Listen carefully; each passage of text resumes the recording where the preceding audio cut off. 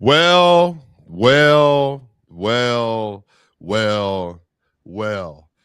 Game 7 was awfully fun. Game 7 went exactly how I thought it would.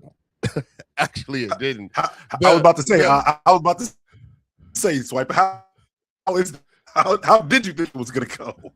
Yo, you want to talk about an action-packed Game 7? You want to talk about an action-packed series? There's so much we got to get into. Victor Wembanyama maybe taking over the league. Dylan Harper-Chill, maybe the best rookie playoff run since Magic Johnson. We got to talk about Stephon Castle. We have to talk about De'Aaron Fox-Chill having his most important game as a San Antonio Spur. We're going to have a new champion again, Chill.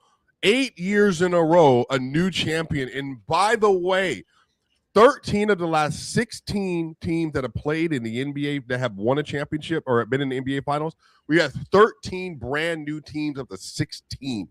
Just so people understand, Chill, that did not happen before this era. That's never happened before where you had that kind of parity. So we are in a brand new league. The CBA, the NBA, everything is different. But y'all know we're going to have to talk about Shai Gilgeous-Alexander. Does this series change how you view him? What does he need to work on moving forward? And do the OKC Thunder, do they need to add Giannis? There's a lot of stuff we got to get into. Y'all know that is the great one. That is Chill. That is the one and only MVP Mars. I'm Swiper, your host today. We got an action-packed episode. We got a bunch of people joining the show today. I can't wait to get into it, fellas. How we feeling? Running good, man. Running good, man. This is the best time of year. It's also the worst time of year because basketball season's coming to an end. So the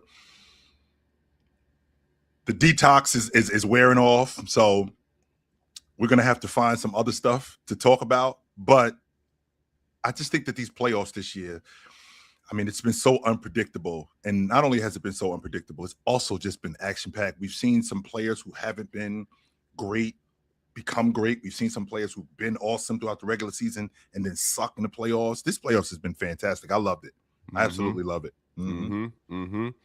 Mars, first off, how are you feeling today, my friend? Arsenal obviously lost this weekend. I don't know if that affected you at all. Are you an Arsenal fan? No? Who's your team? Liverpool. Liverpool. You don't have a soccer team? I just watched the game sometimes. Okay. I thought I heard you talk about Liverpool a lot, Mars. I spoke about teams a lot. I speak about teams in the NBA a lot. I don't root for them unless Jalen Green's on them. So that is a fact. Sure. Shout out to them. Shout out to PSG. That was an incredible game. Went down to the wire. Went down to overtime. PSG was able to get the 1 point. What, 1-2? 1-2 was the final score of that game, Mars? Well, it was 1-1. They won on penalties. 4-3. 4-3. Okay. Yeah, that was a good match for what I watched. But y'all, so Chill, sir. This was now. I think you and I are on the same page when it came to the Spurs versus Thunder. I thought that the Thunder were going to go to a Game 7 series. I think that was these two teams were very equal. They obviously played very hard in the regular season. The Spurs were a very good team in the regular season. They beat the Thunder 4 times out of the 5 times that they played. So we all had like an idea that this was possible. The Spurs could do it. But I think for many of us, we just thought that ultimately it would be the experience, the championship grit, and then obviously they got the back-to-back MVP on their roster. We thought that that would be enough, that they would be playing in OKC. They would have the home court advantage. They would have the crowd. They would have the experience. And that was going to be the thing that put them over. But basically, Chill, from wire to wire, sure, the San Antonio Spurs were in control of that game. Chill, what are some of your thoughts on what you saw in that game? Well, I'll start the conversation, Swiper, by saying that if I got the league MVP and I got the back-to-back league MVP and I got the defending NBA champion, I'm going to go with him on his home floor in Game 7. I'm going to do that. However, I was doing some digging, and you guys can fact check me on this. I think the Game 7 home floor team is under 500 over like the last 10 years. I think they're 14-16 over the last. I would not be surprised. I think they're 2 games under 500 over the last 10 years, something like that. With that being said, I felt like throughout the course of this series that the league MVP, I felt like the best player in the world, in my estimation, I thought that he was going to show up and he was going to get them a game. And when I mean get them a game, this game in particular, he was going to get them. Game 7 or this. If there's any time for me as a player to show up and prove that I am the best in the world and we are the best in the world, then this is the game to do it. And I felt like Mitch Johnson made it crystal clear that you're not going to beat us. Somebody else has to do it. If you're going to beat us, you're going to have to do it by getting 60. You're going to have to do it by getting 70. And you're going to have to do it by getting swarmed. You're going to have to do it by, in terms of gaps, those windows that are open, they're open this much. And you're going to have to get through those windows. And when those windows close, you can't force your way through them. You're not going to be able to get the shots that you're looking for. You're not going to be able to get to the spots that you're looking for. And if you get to those spots, somebody's going to be there. Somebody's going to be all over you. We're going to be as physical as possible. We're going to make you get the ball out of your hands. And we're putting all the pressure on your other guys, who, by the way, had been playing better. I think the Oklahoma City Thunder rotation players had played better than the Spurs rotation guys. If I'm being honest, I think that they played better, and I felt like Mitch Johnson made it clear that he wanted to see those guys do it in this atmosphere more than the best player, and it showed, because what guys like Alex Caruso, Cason Wallace, what they were able to do throughout the course of the series, they weren't able to do that in Game 7. And what can I say that hasn't already been said about Chet? And I'm not ready to give up on him yet. I don't think that Chet offensively was nearly as aggressive as he's been in the past. Like, Chet has not sucked in the playoffs, if I'm being honest. I don't think he's sucked in the playoffs. He's been a little up and down. He's had some. I think we said he might have been the best player the first two series. I thought that he was their best player in the last series against the Lakers. I thought he was awesome in that series. I didn't think that he was bad in that series. I say that to say I'm not just jumping the gun. Sometimes guys are just better. And I think that we have to concede that, unfortunately. It's almost like when you hear that a guy is better, it's now awful, and now we got to move off of this guy. No, we don't. I mean, Chet's 24 years old. Is there no improvement for Chet ever? Is that what I'm understanding? Like, we Chet got to move off of him, too. Like, but he definitely, I think he definitely needs to get better. And I'm not going to argue that point. But the thing that I saw that I felt like was the most important thing, and Swipe and I actually had a conversation about that. One, the fact that De'Aaron Fox was been able to make shots, because I think that him putting pressure on the Oklahoma City defense slowed down their transition game. Number two, Fox being able to take care of the basketball. Oklahoma City has predicated their offense on creating that from defense. And the fact that Foxy was able to take care of the basketball and they were able to get back in transition and slow Oklahoma City down, I think they took away an integral part of Oklahoma City's offense. I thought that was huge. Yeah. But we just, like, sure you went over a lot there. Before we get into all that, I do want to touch back on the Chet thing, though. Mm-hmm. Like, having him being the best player in the Lakers series, that makes sense. You know what I'm saying? Even him having a good Sun series, that makes sense. You know what I'm saying? Talking about when you look at the matchups.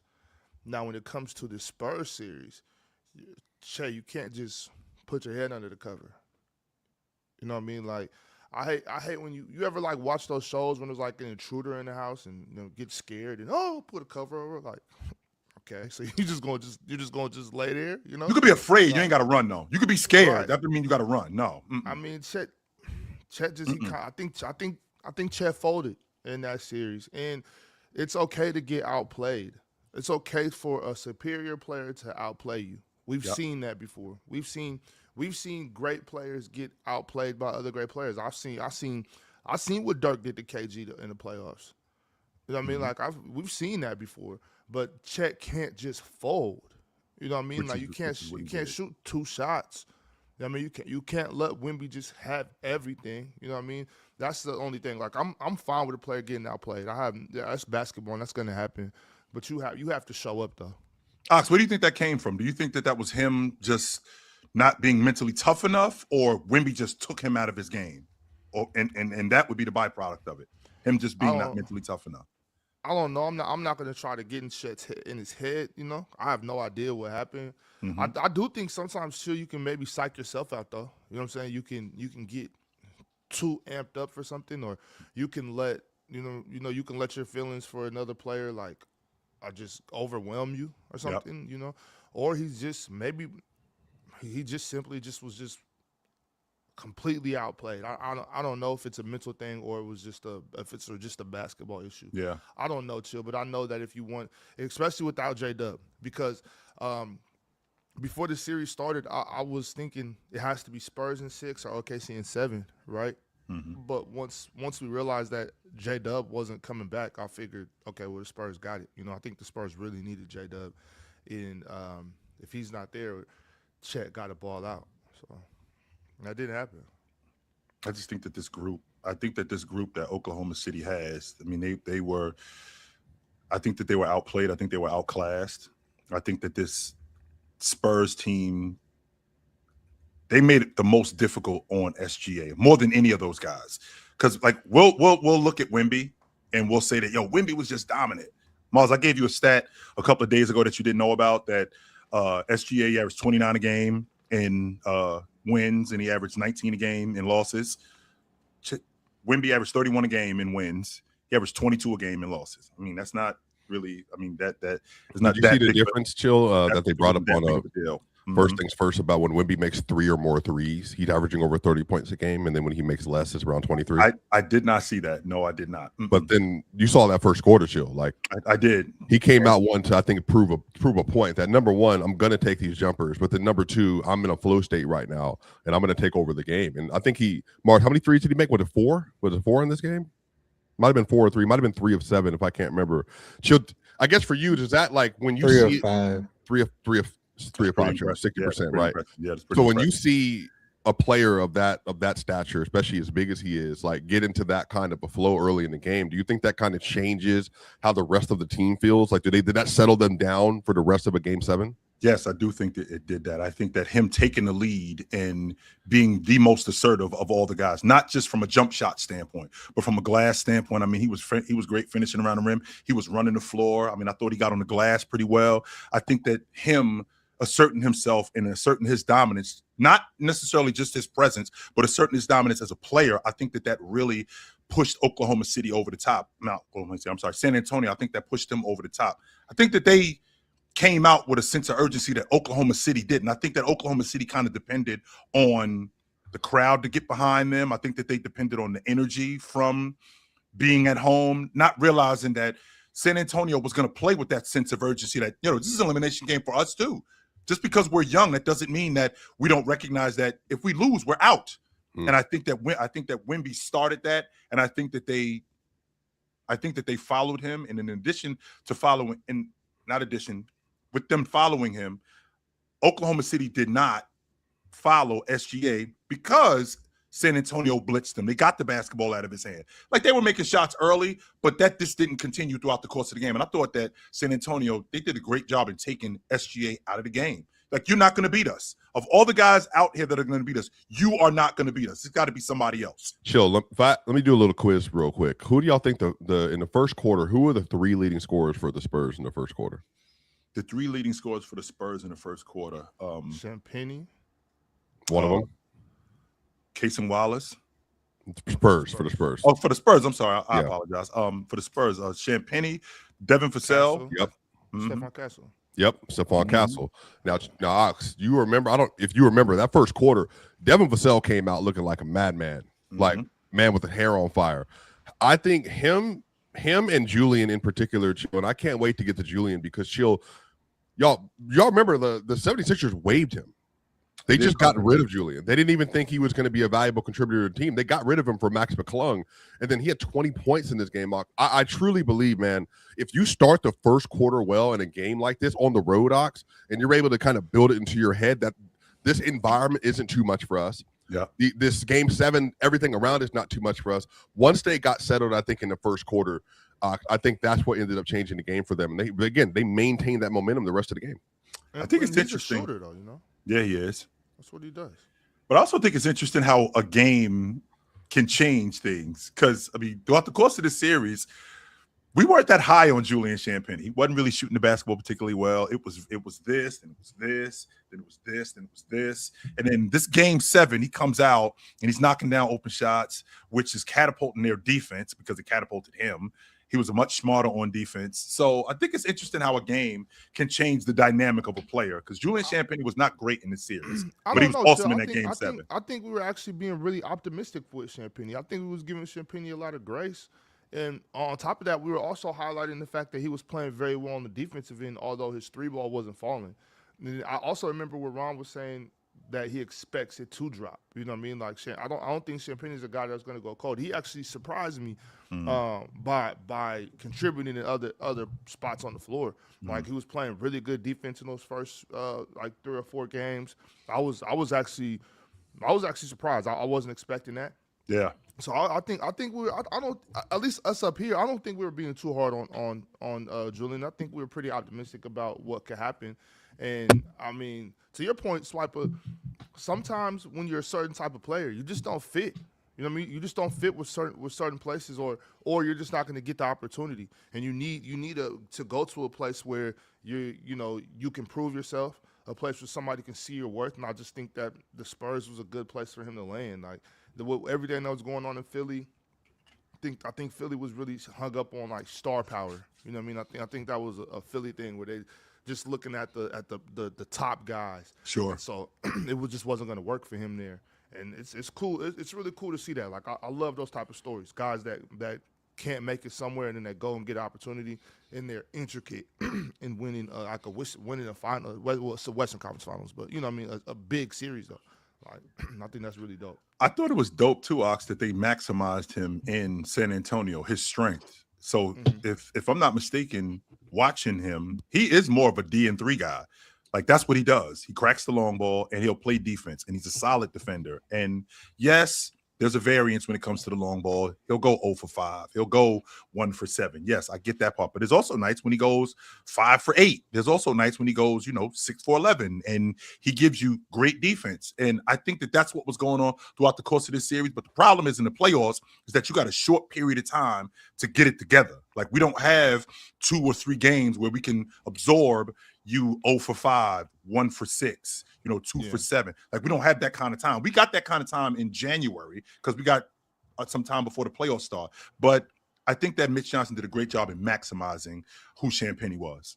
Yeah, shout out to Mitch Johnson. I like Swiper, Mars, real talk, chill. Are we gonna keep pussyfooting and beating around the bush, or we just gonna come out and just talk about it right now? We gotta wait for an hour or something. What's that? We're gonna Knicks in 6. Are we gonna talk about this or what? No, we can't talk about that. Oh, no, we'll talk about the finals tomorrow. Yeah, the finals tomorrow. We're gonna talk about Game 7 in the series today. 3 hours on one we're game. We're definitely going to talk about the Knicks in the Spurs series. 3 hours on one. No.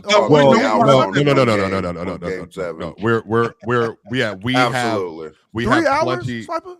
Yeah, we're not spending 3 hours on one game. We're not. No, it's not just one game. It's the series. Ron? It's the series. Let me. Swiper want to talk about James Harden in the booty club. Yeah, we can talk about that too. But in the instructions, so we can't talk about that. We can't talk about the Knicks winning in 6.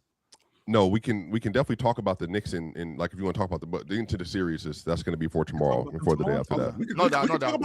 Let's stick with Game 7. Yeah. Okay.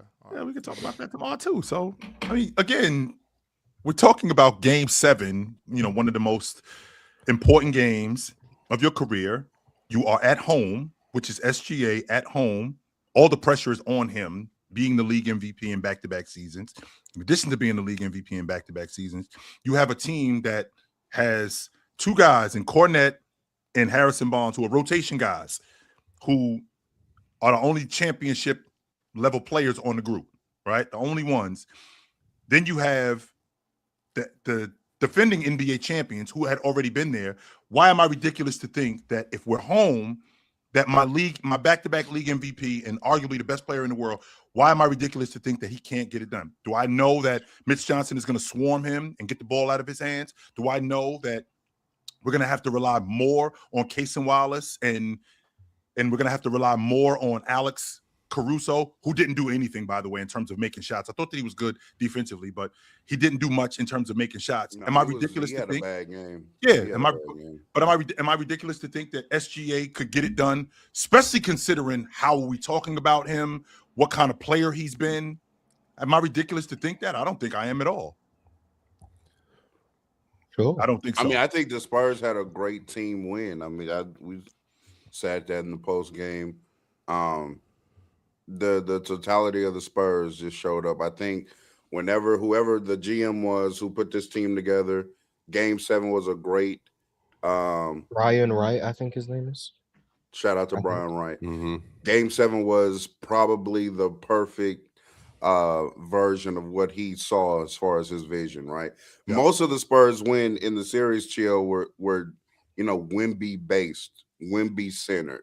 Wemby had to play this phenomenal basketball game for the San Antonio Spurs to win, but that wasn't the case in Game 7, right? I mean, he played well, but it wasn't like some 40-20 game that we've been seeing out of him in some of these wins. But from De'Aaron Fox to Stephon Castle to Champagnie to Dylan Harper, Keldon Johnson hit some big threes in that game as well. Like the entirety of the roster and the team showed up huge in that Game 7. And that almost dissuaded me, Alex, from picking against them in the finals because it was such a great team collective effort. However, I'm still going with the Knicks, but we're going to stay on this topic. But it was a great team win for San Antonio, no doubt. What does this mean What does this mean for San Antonio now knocking off the NBA champ? So now we're in a space where, because I'm already on record, I said to all of you dudes, I don't think we're going to see a repeat champion this decade. I just don't think so. I think that if there was any team that could win the championship in back-to-back seasons, I thought it was going to be Denver, wrong. I thought it was going to be Boston, wrong. I thought it was going to be Milwaukee, wrong. I never thought that the Warriors could do it back-to-back. I thought that they were over. I thought that was if I'm being honest, I thought that was the Rolling Stones last album, and that was their swan song. But when it comes to Oklahoma City, banger too. It was a fucking banger too, by the way. Let's be clear about that. Yes, it was. With that, but with that being said, with this Oklahoma City team, they had 12 guys, right? They had 12 guys, and then Coach Dagnall was able to dig deep into his bench. So with the collection and the unit that they had, why am I ridiculous to think that this group, with what they have with the league MVP in back-to-back years, I got an all-pro and an all-league defender, 2 of them, by the way. Why am I ridiculous to think that this team wasn't going to be around for a while? And then the San Antonio Spurs team, who, by the way, Swiper, did not make the playoffs last year. This is a team that did not make the playoffs, and they didn't make any significant changes to their roster. I mean, they traded for Foxy last year. In addition to trading for Foxy last year, they bring back Wemby, they bring back Castle. They draft Dylan Harper. Harper's significant, but chill. Him coming off the bench is a big deal. But Luke Cornett's a big deal too, chill. I know y'all were low on him in this series, but Luke Cornett was a big deal all season. I think that they stole him. I do. I think they stole him. Yeah, I think they stole him. Don't forget too, chill. Wemby was dealing with some things last year too, especially towards the end of the season. And then they didn't get Foxy till halfway through the season last year too. Right. So this is a completely different team. Is it though? Is it a completely different so. from a roster construction standpoint, right? So Harrison Barnes was on the crew last year. Devin Vassell and Keldon Johnson, they've been on the crew the longest. Wemby was on the crew. He was in and out of the lineup because I think he was hurt. But then you get Foxy in the middle of the season. What I'm saying is it wasn't like the roster got flipped. Like you added Cornette and you added a rookie in Dylan Harper, who we don't know what rookies look like. We already know who Luke Cornett is as a rotation big. We know what he's going to bring, right? We know that he's going to bring dirty work. We know that he's going to bring rebounding, putbacks, block shots, and things like that. And yes, I think that that's going to help them. But when you're talking about winning the NBA championship, getting to the NBA finals, am I going off of a guy who played 1 year college, who was in high school, a guard, by the way, who was in high school 2 years ago, who's getting on our crew? Am I anticipating that he's going to be that good? Am I anticipating that Cornett's going to be that good?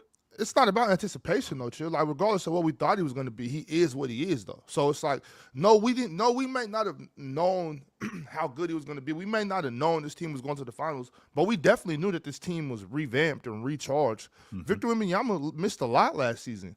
Foxy came over hurt. You know what I'm saying? He was so, and then Luke. Once again, I think we might be underselling the importance of Luke Cornett throughout the season. Well, not in the regular season. He was incredible. Yeah, right. That's what I'm saying. Just because of this small sample size against the Spurs, which I also want to point out too. Sometimes you have role player guys who aren't doing much on the scoreboard or whatever, and they're still doing their job. You know what I'm saying? So no, I'm not arguing that Luke Cornett had a great or good series. I'm just saying he came in and did whatever he was expected to do. He was in for 46 seconds that last stint, and he made 3 good plays. Like, not including the block, just three good, no mistake plays that ended up helping them. Right, but it's the same Luke Cornett that at one point he was almost unplayable in the series. Yeah, he was. Every time SGA saw him, he was clear about that. Yeah, he was almost unplayable in this series. But that's just one series, though, Chill. So if we exclude this sample size, you add Luke Cornett. That's a big changer right there, just for being a backup center. Your backup center is a huge role. Then your backup point guard is Dylan Harper. Who is amazing, regardless if he's a rookie or not. He's amazing. You know what I mean? So you just those two alone, Victor Wembanyama being much more healthy this year, a full season of a healthy De'Aaron Fox. That's flipped as far as I'm concerned. This just sounds like this sounds like what we're saying is what these guys became, and what I'm saying is these significant changes in the beginning weren't that. Luke Cornett was a rotation big who they. Basically, the Celtics let him walk out the front door because they couldn't afford to pay. They paid $11 million. They were to your point, Swiper. They were cutting salary and they couldn't afford to pay him, so they ended up having to they had to move off of him. With that being said, the Spurs come in and they swoop him up, and I thought that he'd be a really good backup to Wemby. To have these guys in the NBA, I think the point that I'm trying to hammer home is they're in the NBA championship. This is a team that didn't make the playoffs. The youngest team ever. Yeah, that's the point that I'm trying to hammer home. This is the group that Dylan Harper is a rookie, and Dylan Harper played fantastic coming off the bench. De'Aaron Fox came in from being hurt last season to being really good for this group. Stephon Castle I think he's in year 2. Is that what we're looking at? Right. Yeah, so 1, 2, 3 for Wemby, Harper, Castle. He's in year 2. Keldon Johnson and Devin Vassell, when they're on this Spurs team, I think that they made the playoffs once. I think they were with DeMar DeRozan. No. They weren't with him. No, Vassell was after that. So he was after. So that was 2019. So that means that Devin Vassell, up until this point, he ain't never been in the playoffs before, ever. He's never seen the playoffs. Keldon Johnson, he's never seen the playoffs before. So with that being said, this group to go to the NBA championship, I think it says a lot about what Mitch Johnson is doing. I think it says a lot about how much this group has grown without them getting Giannis, without them making a huge move like what we're used to seeing, something like that. I think that that's a testament to this group. I mean, that's because, I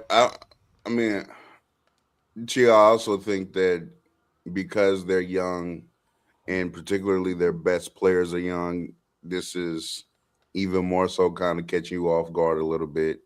But the Luke Cornett, I do want to talk about the Luke Cornett thing very quickly. One thing that was ruining San Antonio last year from a wins perspective was the fact that their backup center was just so bad.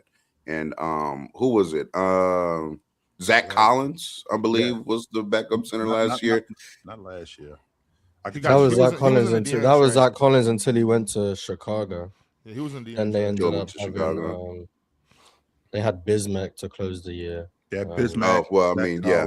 Still horrible backup centers. And this is a problem that, a team like Denver has been running into for some time, right? Can't get a quality backup big. Some people fooled themselves into actually thinking Jonas Valanciunas was good. We have a few up here. He had a great season. No, he didn't, but beyond the point.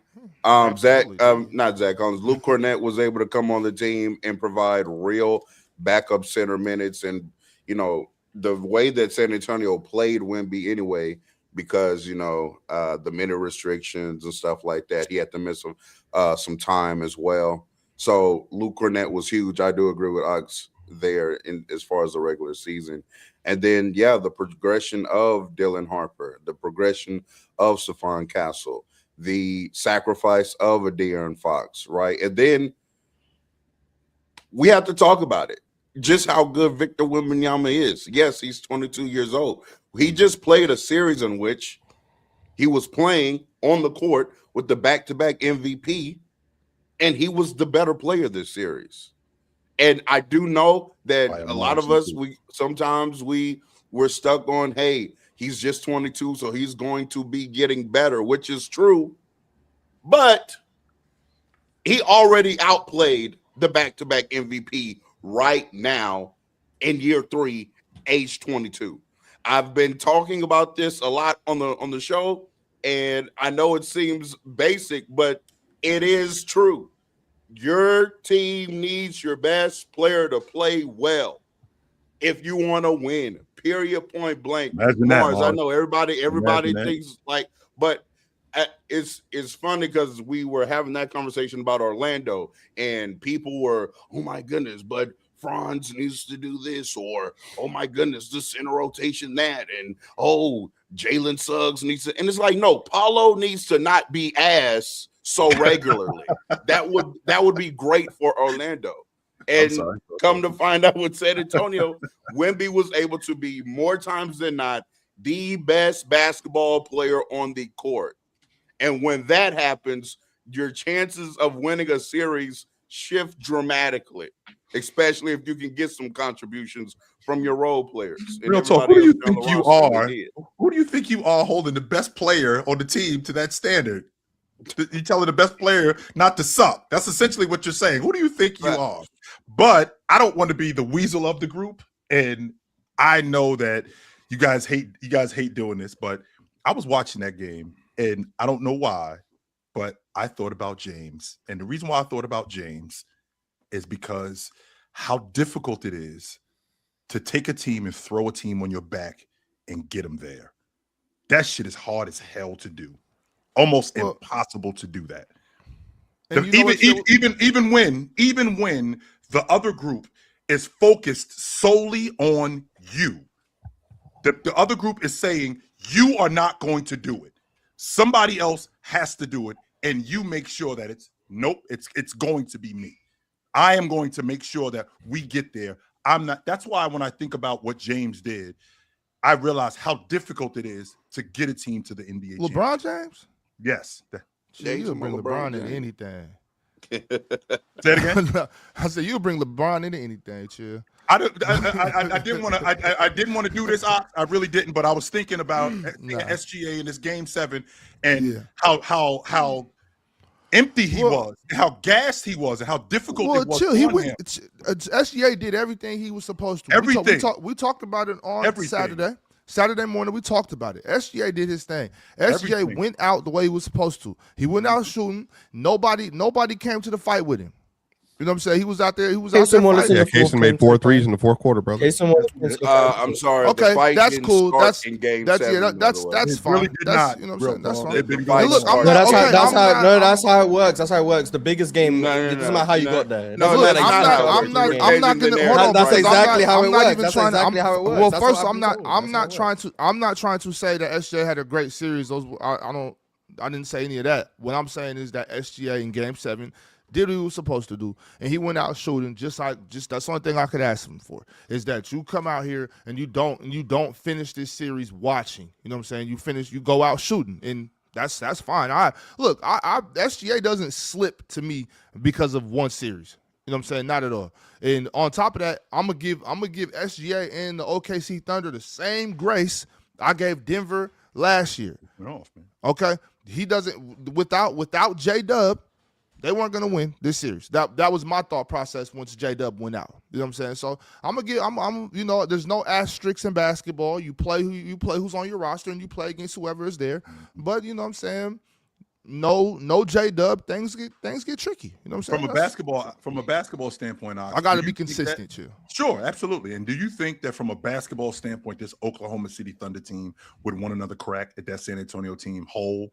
Like if we had our guy, if we had J-Dub and we had AJ Mitchell, and even with Chet playing the way Chet was playing, like does that make Chet more confident? Does that make Chet more confident? Does that make Chet, or did Wemby just take him out? Because I think Wemby just took him out of the series. I do. I think Wemby, but it wasn't even. But really, wasn't even just Wemby though. Like respect to Chet. I think he's an incredible player. Sure. Well deserved All NBA this year. He was on my All NBA team. He was number 2 in DPOY for a reason. This doesn't change anything about what I think about him overall. Sure. But I remember I said Chet did this last year, by the way, the Denver series with AG. Like I think he also got real small against physicality. Dylan Harper took it to him this series. Julian Champagnie took it to him this series. Stephon Castle took it to him this series. Wemby took it to him this series. he didn't deal with the physicality well at all. And I think in the game in particular, there was a play where he tried to get an isolation obviously on Victor Wembanyama on the baseline, and Chet just fell over. Like he just fell over. It looked like he mentally was in like that Sam Darnold chill. Remember years ago, 2019, when the New England Patriots had that crazy defense, right? They started the year nuts. Like it looked like he was seeing ghost, where he was so overwhelmed by the moment offensively, and he just didn't trust what was happening in front of him. But also on top of that, I think that, and again, chill, like it's not every day you see in the biggest game of the year, your second best player get benched down the stretch of the game. Literally, they had to take him out because Jay Will was playing way better than him. Jay Will had a double-double in that game. Now, thank goodness for Jay Will. But chill, what happens to a player that they can go from having a great playoff, and welcome Penn to the show, and we'd love for you to interject here as well. Great start to the playoffs, great first two series. And it gets to the end of the season, biggest game of the year, and mentally you just don't look as if you're as engaged. How do you get there over the course of a series? I just think that was dunked on early on in the game. That was part of it. Wemby did that give and go and did dunked all over him. Big fellas get dunked on all the time. That's Hey, not the first time I've been dunked on. It's not gonna be the last time that I got dunked on. Why it's not, that? but you don't want it to. That still don't mean you like when it happened. No, but as a rim protector, you got to accept that. You got to accept that I'm going to get punched on. I'm blocking more shots than I'm getting dunked on. Especially from an 8-foot nigga like it. Yes. Like say, whatever. Ain't no big deal. But right? if you chat in that position, it do feel like you like it's one of them. And I think Ox probably can speak more to it because he was more so of a big. It's different levels of dunked on, right? I was making a rotation and I was kind of late, so he quick got me, or I turned into it down. Yeah, that was right down the gut. Face, right mano e mano. I'm yes, right sir. up here at the basket, and that nigga just dunked all over him. I was like, this is gonna be bad for Chet. I already knew it was gonna be a bad game from Chet when that happened. I was like, hey, Chill, let me do this for real talk and Chill and Ox and Penn, maybe just be good leeway for you. We got 3. Trace, $50 super chats. I want to make sure we get to these and respect these people's time. Because there's a lot of people that want to talk about a lot of things. So the first one we got from Can We Change the Subject? Let me see if I can pull this up on the screen real quick for you all.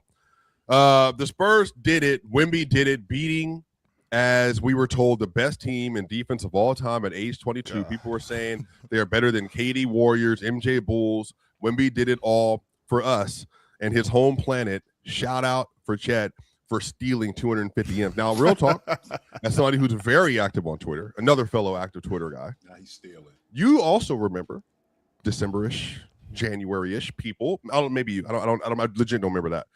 People were saying this team was unbeatable. Like, they were 24-1. They looked like they were just running through the league, and people were saying there's no way anybody is beating this team 4 times in 2 weeks. So when you see this, is this a credit? Real talk, you start here.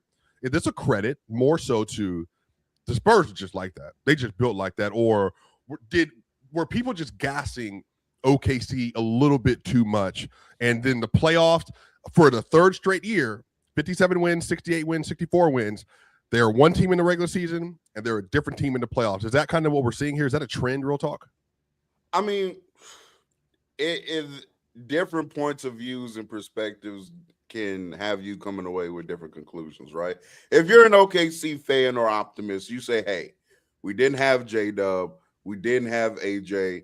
It still went 7 games, basically, with J-Dub practically not playing in this series. And to me, J-Dub, which I feel like I have definitely just won this war at this point. J-Dub is their second best player. Chet is not their second best player.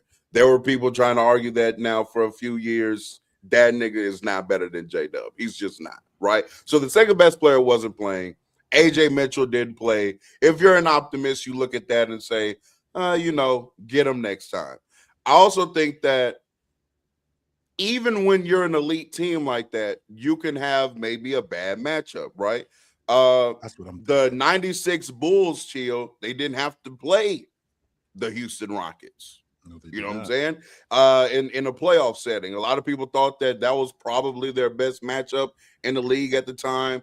had a few problems dealing with Hakeem Olajuwon and stuff like that. So, I mean, look, OKC was fantastic in the regular season. There's no taking that away from them.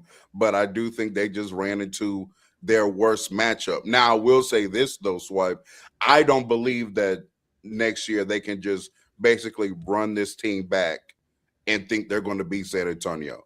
I think the internal growth of San Antonio is going to be more valuable than J-Dub and AJ Mitchell playing, respectfully.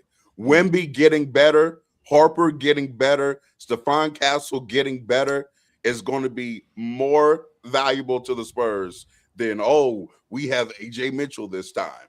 They need to do something. They need to make a move. To be real better talk. Why would these dudes get better and these dudes don't get better? Well, why wouldn't I'm not saying they're not getting better. The Spurs core is I'm younger. not saying they're not getting They better. are I'm younger, just saying sure. They are younger. They're still on rook deals. The lead that Wemby probably is going to be taking damn near X's out. And J-Dub and AJ coming back. For me, you said the what? The leap that the leap Wemby. If Wemby, who might already be the best player in the world right now, gets better, and Which that gap increases from, if he starts creating even more separation from like SGA and Jokic and them, that's like we're finally getting to, oh shit, we have Bron. We weren't there. Y'all tried to make them other niggas Bron. But Wemby might be like, hey, we got Bron, and if we got a good supporting cast with that and we're healthy, you're not beating us. Well, wait a minute. Because every time we go on the floor, we're going to have by far and away the best player. And I could get with that logic, real talk. But my counter to your matchup logic is, if I'm building a unit to only beat this team, that's how I end up running into problems dealing with another team. Instead of building my unit, instead of building my unit to win the NBA championship. Okay, how are we going to win the NBA championship? What do we need? Okay, I need elite guard play. That's number one. Number two, I need perimeter defenders. Number three, I need a rotation. If I'm just building my unit to beat San Antonio, well, what happens if San Antonio isn't there? And to Swiper's point, if I run into a Minnesota who I'm completely not prepared for, because I'm only prepared to beat San Antonio. I got this double big lineup that's really not prepared to deal with their guards or Denver's guards. I'm not prepared to do that. So I don't want to build my unit just for San Antonio. I want to build my unit. Where we're in a position to win the NBA championship by the way we play. Now, that's not to say that Oklahoma City needs to tear this thing down, because I really don't think that they need to tear this thing down. I think that there's some things that need to be tweaked, and Chet got to be better. That's really what it is. I'm not moving off of Chet. Chet just got to be better. To that point, we have another $50 super chat for that in particular, Chill, right here. Whoopity scoopity, shout out to you, $50 super chat. Said, if I'm SGA, I'm beating the heck out of Chet. What the absolute F was that? 2 shots? Also, get Dort off my team. Every game he puts us in a 14-point hole at the start. Now, they were down 14 in the first quarter, so he's absolutely correct. Hope J-Dub gets well. Need a real power forward. Get Yaxelin in the draft. I'm glad SGA didn't go out sad. Is that the solution? Do you think that the Giannis, all the noise surrounding that, is it somebody else? Is it like a Jaren Jackson Jr.? Is there a physical forward they need? Or are you at that point where you're looking at Chet and saying, I just don't think he's good enough in a playoff setting to be next to SGA? What is wrong with y'all? What? No, he's good. I'm just saying they just lost in Game 7 in the Western Conference Finals. They just won. In a dogfight, by the way. In a dogfight. Could y'all calm down for a second? In a dogfight, by the way. You call him a buffet. Right. What? Real talk. Please don't do this right now. I said that you winning with buffets on the team. They just the season I said that they won the championship, and I'm the one who said they just lost in Game 7 of the Western Conference Finals, and y'all up here talking about, what is OKC gonna do? They need to get Jaren Jackson Jr. They need to get Giannis. Y'all calm down. Damn. You beat who you play. I don't think San Antonio played a perfect game or a perfect series by any means. Sure. Many times their age, their youth, their turnovers, they showed, right? There's a reason why people think that this San Antonio series against New York is not just going to be a cakewalk for the Spurs, because they did not show themselves to be some a perfect basketball team. I think OKC shit the bed. If we're being honest, if we're being real, Chet Holmgren, the 4-4 is distraction. How he got punked by Wemby is a distraction. What's that Mike Tyson quote? Everybody got a plan until they get punched in the face, right? Mm-hmm. Right. I've always believed that how young players handle that first punch, that elbow, the physicality, getting knocked to the ground. Do they become timid? Do they become shy? Or does it amp them up? He has shown me year over year, it does not motivate him. It makes him want to disappear. This dude had a seal on a guard and was not, didn't even have his hands up to present himself as a target. You cannot be paying this dude a max contract and banking on him to be your second best player going forward or your third best player going forward and expecting him to show up in these moments, because the physicality against the Knicks would have been just as bad. That's a very physical team as well. So this was going to get exposed. Time and time it's getting exposed. Against Indiana, I don't think they were great. They almost lost last year. I think it has shown me over and over again that Shea needs something better than Chet. So when Chet is getting bodied at the rim by guards last season, and we point out that this dude is a buffet sometimes. You know what I'm saying? There's been times where he was getting cooked at the rim, and y'all attack me, attack Chill, but when he gets shut down by the best player in the world, now he ain't worth a damn. I think you were maybe underselling his defensive impact just because he got dunked on a couple times or got put in the rim. I don't think he mind you, when I was saying, I don't know exactly where Chill was coming from with it. I'll let Chill speak for herself. For me, when I said he was a fool at the rim, I said he was fooled at the rim that day. I said, you know what I'm saying, to hunt him, he was still an amazing rim protector, but he was fooled at the rim that day because, there's such thing as big game hunters. You know what I'm saying? Like, so that's what I was saying. I never thought that he wasn't a good defender. I never said that he wasn't a good rim protector. I said that the game we were watching him, he was fooled at the rim, and then y'all all lost your marbles. But now, once he gets dunked on by an 8-foot alien, now y'all got to get rid of him. Now you got to get Jaren Jackson Jr. Now you got to get Giannis. Now it's get the hell out of here, Che. You can't be paying him this money because of this with the Spurs. I think the disappointment for me is mostly on the offensive end, where you see a player who has so much talent, right? He obviously has talent. As a 7-footer, he can shoot the way he can shoot. The way we were talking about him as a rookie when he came out, especially, after the Liz Frank injury, he came out and he was dominant in his second year. And we're seeing all this, potential. Like when he gets stronger, he's going to develop a post game when, he's going to have all these connective qualities as a passer. I just didn't see that. I saw a player who was lost a lot, a player who was very lost on the offensive end, very shy, very timid on the defensive end, always second guessing himself. To me, honestly, more so than the weight room, he needs a sports psychologist. Chill. He needs a shrink. He needs a priest. Running the same thing. He had a shot. I'm not going to forget. This was in Game 6. This wasn't even in Game 7. This was in Game 6. He had a shot. He had the ball at the free throw line. He's got a dribble handoff to SGA. Nobody's close to him. I've seen him knock down this mid-range jump shot countless times in the regular season, even in the playoffs. He didn't even look at the rim. I'm thinking to myself, okay, wait a minute. Either this is part of the offense or he's just out of it mentally. It's just one of those two things. It is 100% mental. I've watched this guy since Minnehaha. Like I've watched him, in Minnesota, watched him at Gonzaga.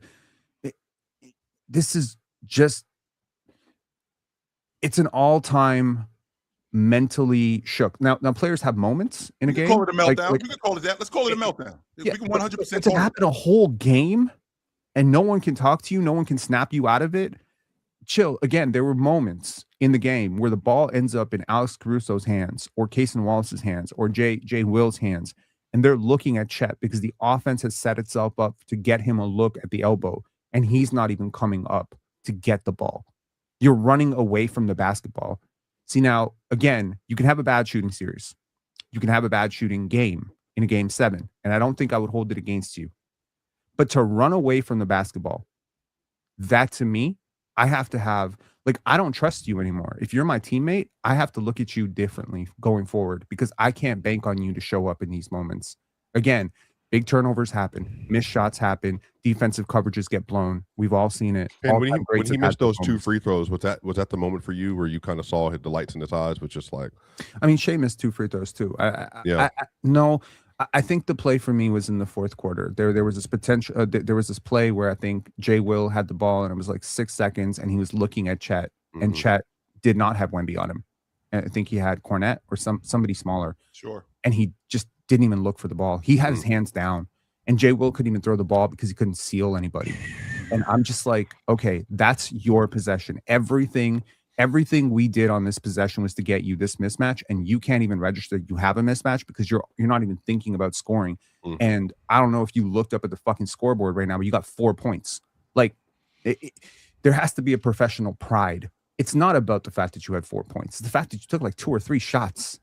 That's the problem. And it's not like they're taking him out of the offense and telling him not to shoot. He's not Ben Wallace, right? He's not a guy he's not Dennis Rodman. We're not paying you to be Ben Wallace. No, he's absolutely and part here, of their offense. They run things for him. Next man up. They run action. They run action for him.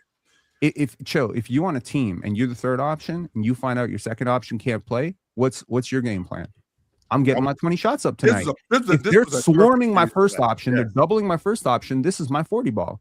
Yes. 40 ball to 4 is a big gap. Yes. Yo, we got more $50 super chat and $100 super chat on the other side, and I got way more questions about Chet. And then real talk, you have been asked directly to talk about Chet Holmgren, so we will be getting there very shortly, y'all. But y'all know what it is. Shout out to Splash Sports, man. This is the best place that you want to be. The NBA Finals are right here, starting in just a couple days, and now is your chance to get in on the action. Quick Picks on Splash Sports is the DFS game you've been waiting for. This isn't you versus some algorithm or the sportsbook. It's you versus other fans. Real competition, real skill. The playing field is completely level, which means you get bigger payouts and more ways to win. Just your picks against theirs. Now, we saw Game 7. We saw Victor Wembanyama show up, Stephon Castle, Dylan Harper, De'Aaron Fox. Who is going to be the one to show up in the WNBA tonight? Now, remember, guys, Quick Picks on Splash Sports is the only DFS game where you're playing against other players and not the house. Now, what does that mean? You don't need a perfect entry to cash. Get more picks right than your opponents, and you're walking away with money. One wrong call doesn't kill you, and it gets better. Splash has the highest multipliers in DFS, up to 50-time multipliers on 6-leg entries. Now, why would you play anywhere else? You're essentially leaving money on the table anytime you play the other guy's app. So are you ready to compete? Use code CHOICE on Splash Sports and get a free $50 deposit when you play your first $5. That's right, $50 when you play your first $5. Link is in the description. Let's see what you're made of. All right, y'all. Let's get to it, y'all. We have the WNBA tonight. This is going to be an amazing game. We are going to have, I think, a special night from Las Vegas, and I cannot wait to get to it, y'all. So, Ox, I know, real talk, big Asia Wilson fans. Does anybody want to maybe take a grab what Asia Wilson's going to have tonight? If we're betting on the Aces, I'm taking my favorite W basketball player. Well, good thing we're not betting on the Aces. We're going more or less on Splash Sports. You're right. I'm not my fault. No, you're good. We're going more or less. Is there Kennedy Carter available? Let's see. Kennedy. Oh, yeah, she is. Yeah, over. More on Kennedy Carter, 15.5 points. She been the best player on the Aces this year? I mean, damn near. The start. All right. Out of your goddamn mind. We coming from that starting guard spot too. One of them starting guard spots. God. All right, Ox. Anybody you want to go with? Give him Page buckets, man. NECA? They playing. We got to choose this game. What's Necca's? Yeah, what's she's at 16.5 points, and then she That's got it? 25.5 points, rebounds, and assists. 25 points in the points. Yeah, let me get that more for NECA. Shout out to NECA. What were you saying, Penn? We got to choose from this game, or can we? If you want to go another game, you can. We got Chicago, Washington, Connecticut versus Atlanta, Milwaukee versus Dallas Minnesota versus Seattle. Yeah, Dallas. Okay, Paige, where are you going? All right, what you got? We got over. More on the 19.5 points, or you More. want points, rebounds, and assists, or made threes? Give me the more on the PRA. 28.5. All right. So we got Kennedy Carter. We got more points, 15.5. We got Eneka Onwumake. How you say it again? Onwumake. That's right. My bad. 25.5 points, rebounds, and assists. And then we got Paige Beckers at 28.5 points, rebounds, assists. So y'all make sure y'all tap into Splash Sports. Y'all know what time it is, but y'all know what time it is now. We got to get into it because real talk, the people have summoned you. And they have said that they would like to hear from you. They have said that there is something you particularly need to address. We have a $100 super chat that has been sent for Real Talk. Let me see if I can pull this up for you real quick. From DNEMLV. Real Talk. I need a slanderous Chet comparison. They said Sean Bradley's not enough. I need a slanderous Chet comparison. We are not letting him off the hook. Do to him what you did to Magic. Real talk. Chet's not important enough for me to slander him. We're gonna talk about him. Right? Donovan Mitchell Avenue. Nice.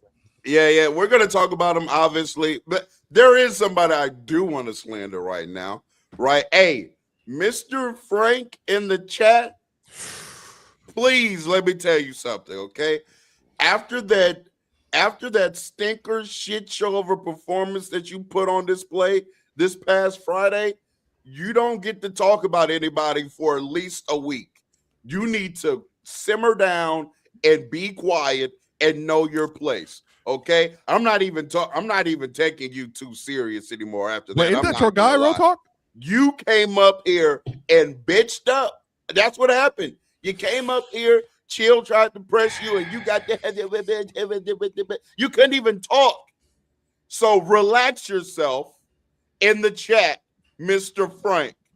Nobody wants to hear from you. Nobody in the chat that was present Friday even takes you seriously, and you're lucky Ox removed you before you put on your full-blown red hat. If you know, you know. Okay? You was finna go off the deep end, and I saved you. So relax yourself, Mr. Frank.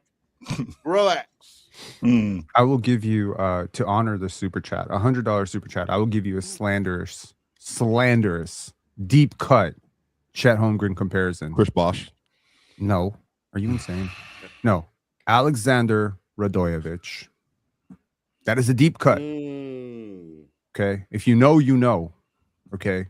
A little bit about Alexander Radojevic. He is currently 49 years old. He is a former lottery pick. Last seen for I believe he played for the Toronto Raptors, but of course he played a lengthy overseas career after that. He was picked 12th overall out of Barton County Community College. Chill, one of those rare lottery picks, possibly the only lottery pick in NBA history who was picked out of community Get college. This dude out of here, haul ass. I'm sorry, Penn, you were making a point. Fuck out of here. Radojevic sucks. That's my point. I have such a difficult time. I got 100 guns, 100 clips. We coming to New York, New York. Hey, real talk. Then I'm picking the Knicks. What the fuck are we betting? What are you talking about? Aren't you the Wemby guy? I got 1, 2, 3, 4. This doesn't even make sense. 500 on the Spurs. What you want to do?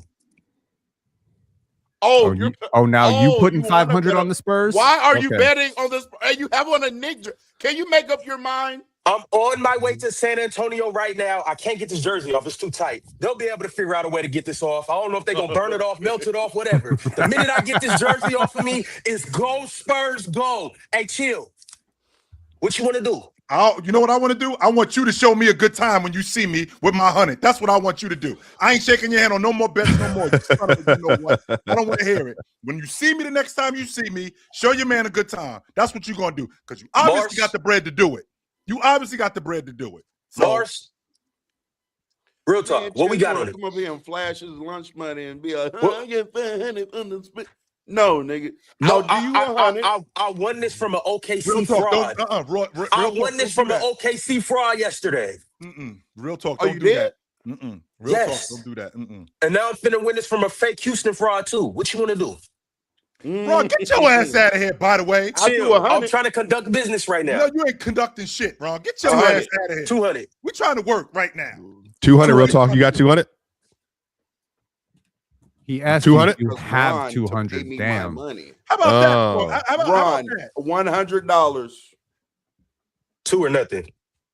This is some bullshit, right? Nigga, This is some bullshit. you trying to get back on me. Yeah. I'm His in the ass. driver's seat.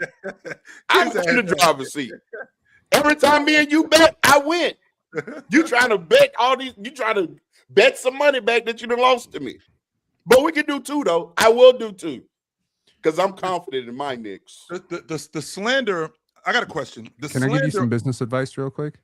If you bet on the Knicks via any sports book right now, and then bet Ron or bet anybody that the Spurs will win, you will make money guaranteed because the Knicks are favored to lose. My question, my question, because Chet was bad. I'm not gonna argue that point. Chet was bad, but my question to you guys is, can we roll reverse here? And I don't mean he outplayed Wemby as bad as Wemby outplayed him, but let's just say for the sake of argument, Chet got busy in this series and they won.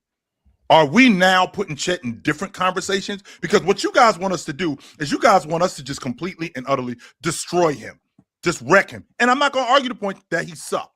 I'm not going to argue that point. But let's be clear. They won the NBA championship last year. And a lot of that had to do with Chet. Chet 100% was integral. Yeah, he was good in the Pacers series. He was integral. I mean, but why wouldn't we let him playing great in this series like change a perspective about him or something? I've never understood that point. Like, yes, I think we should look at a player different, especially a player who's been elite in the regular season. He is an elite regular season player. And then he goes to the playoffs, plays outstanding against better competition. He should get the credit for that. I don't understand. Yes. Yeah. We should look at him differently than if he played like how he just played against them. The problem is that that won't happen, though. And the reason why that won't happen is because of the overwhelming fascination and production of Wemby. The overwhelming, like if Chet would have came into the series and let's just say for the sake of argument, Chet gave me 19, 10, and 2 blocks. And it wasn't loud. It wasn't as loud as Wemby's. It wasn't as loud as Wemby's, I don't know, 27, 12, and 3 blocks. Like, are we still slandering Chet? Sometimes no, but Chill, but you know how big he looked as if, Chill, he did not want any part of the big moments in this series. And that's unfortunate because he's a very good player. At least, we haven't talked about SGA, at least SGA was just bricking. I can live with bricking. I can't live with somebody. Chill, like even relationship advice. They say it is often worse, Chill. Arguing is one thing. Constantly fighting with your partner is one thing. Ignoring your partner, that's a whole different thing. When you ignore someone, I can't do anything with that. And Chet was ignoring the moment. SGA, I went down swinging. I shot the ball. He went 6-7. We'll talk about SGA here in a little bit. He went 6-7 in that second quarter. Special. I think he was 4-10 or whatever in the second half at 4 points. But he was, I'm putting him up. Sure. Chet just literally just disappeared. He was bad. I'm not going to argue that point. For a guy to, I'm not going to put him in the same category with SGA and best of the world standards. But when you're an all-pro, when you're an all-league defender, we got you on the roster for these moments. We got you on the roster when our second best player is not available. And the things that you do great, which is why we got you on the roster to do them, like these things that you do great, you have to do them, or you have to at least attempt to do them, which means that I got to shoot that mid-range jump shot. I got to shoot. I in addition to shooting that mid-range jump shot, I got to be able to finish around the rim. Yes, Wemby's blocked some shots. No question about that. But I got to get to the mid-post. I 100% have to do the felt things. Small though when the guards were bodying him though, like when it's more so that than like the Wemby aspect, because I mean, to be honest with you, like Wemby and Chet weren't really guarding each other for a large majority of this series. Like Wemby was roaming off some shooter. Chet wasn't guarding Wemby like that as well. Here's the problem.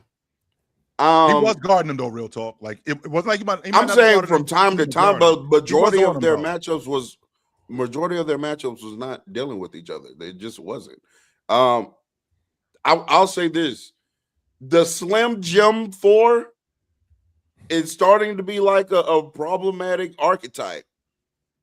I think this is coming from this is a AD pipeline, in my opinion, to where like we're having these 4-5s who aren't big enough to be a 5 and then aren't a skilled enough player to consistently be at the 4 either. Because that's the Mobley Chet conundrum right now. Mobley, in my opinion, took a better step in the right direction this offseason. I mean, this postseason than Chet just did. Sure. Chet is too small to be your full-time 5, especially in a playoff setting, because he's too little. I also think that like some of the pre-draft concerns about him are real. Hey, chill. He is 7'2", 195. I mean, I think they got him listed at it shouldn't be surprising anybody when physicality ramps up. He starts to have a bit of an issue. He's little as hell. They got him listed look at him. He's not filling out into Wemby's already starting to fill out his frame more than Chet has in his career. Wemby's already like 230, 240. Chet's still max Chet is 210. They got him listed at 210. Yeah, they got him listed. Max right now. So like, why is it a surprise that when physicality ramps up, Chet looks worse? Yeah, his center of gravity is high as hell, and he's small, so he can't play the 5 full time, and then you can't play him at the 4 because he's not a skilled enough player to be a full-time 4 either. But wasn't he release on his jumper? He still can't take advantage of Smalls being on him because they have the leverage battle won, stronger base. They're lower than him, so he can't post them up. What I like at the end of the day, what you need, the ideal for Chet is probably having like and I don't even know if this center is walking around the league anymore.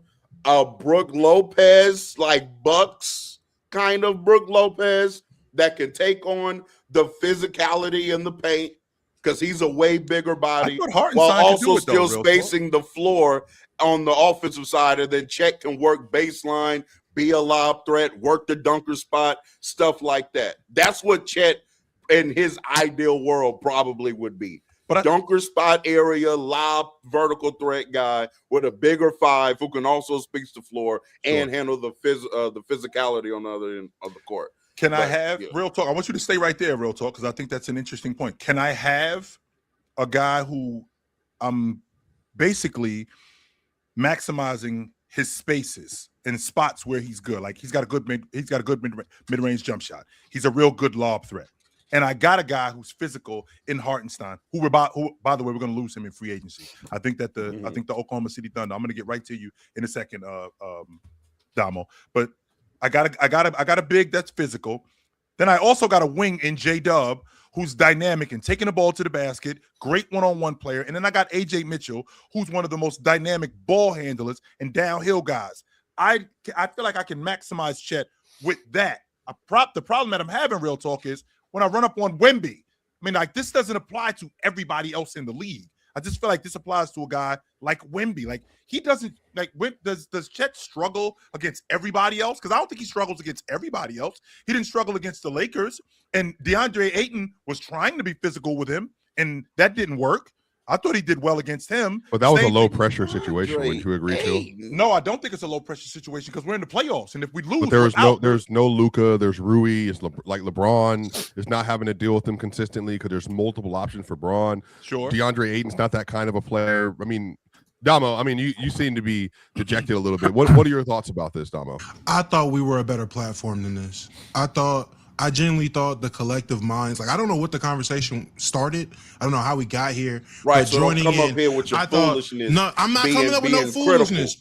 I'm not It being started foolish. off with this right here. We had $100 asked about Chet comparison and not letting him off the hook, and so then that became the conversation. Okay, that's fine. Whenever Damo talks, I just feel so dumb as hell. Like I'm just no, because you know me, I'm pro. We need to like.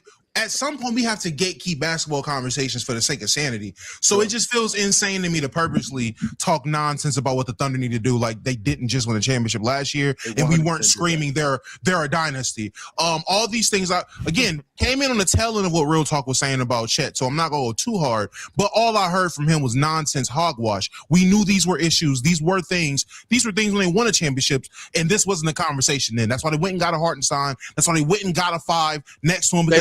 That was a conversation. That's why they went and got a Hartenstein. What are you talking about? If you let me finish, you will know. Don't come up here saying what I'm saying is hogwash and then prove my point.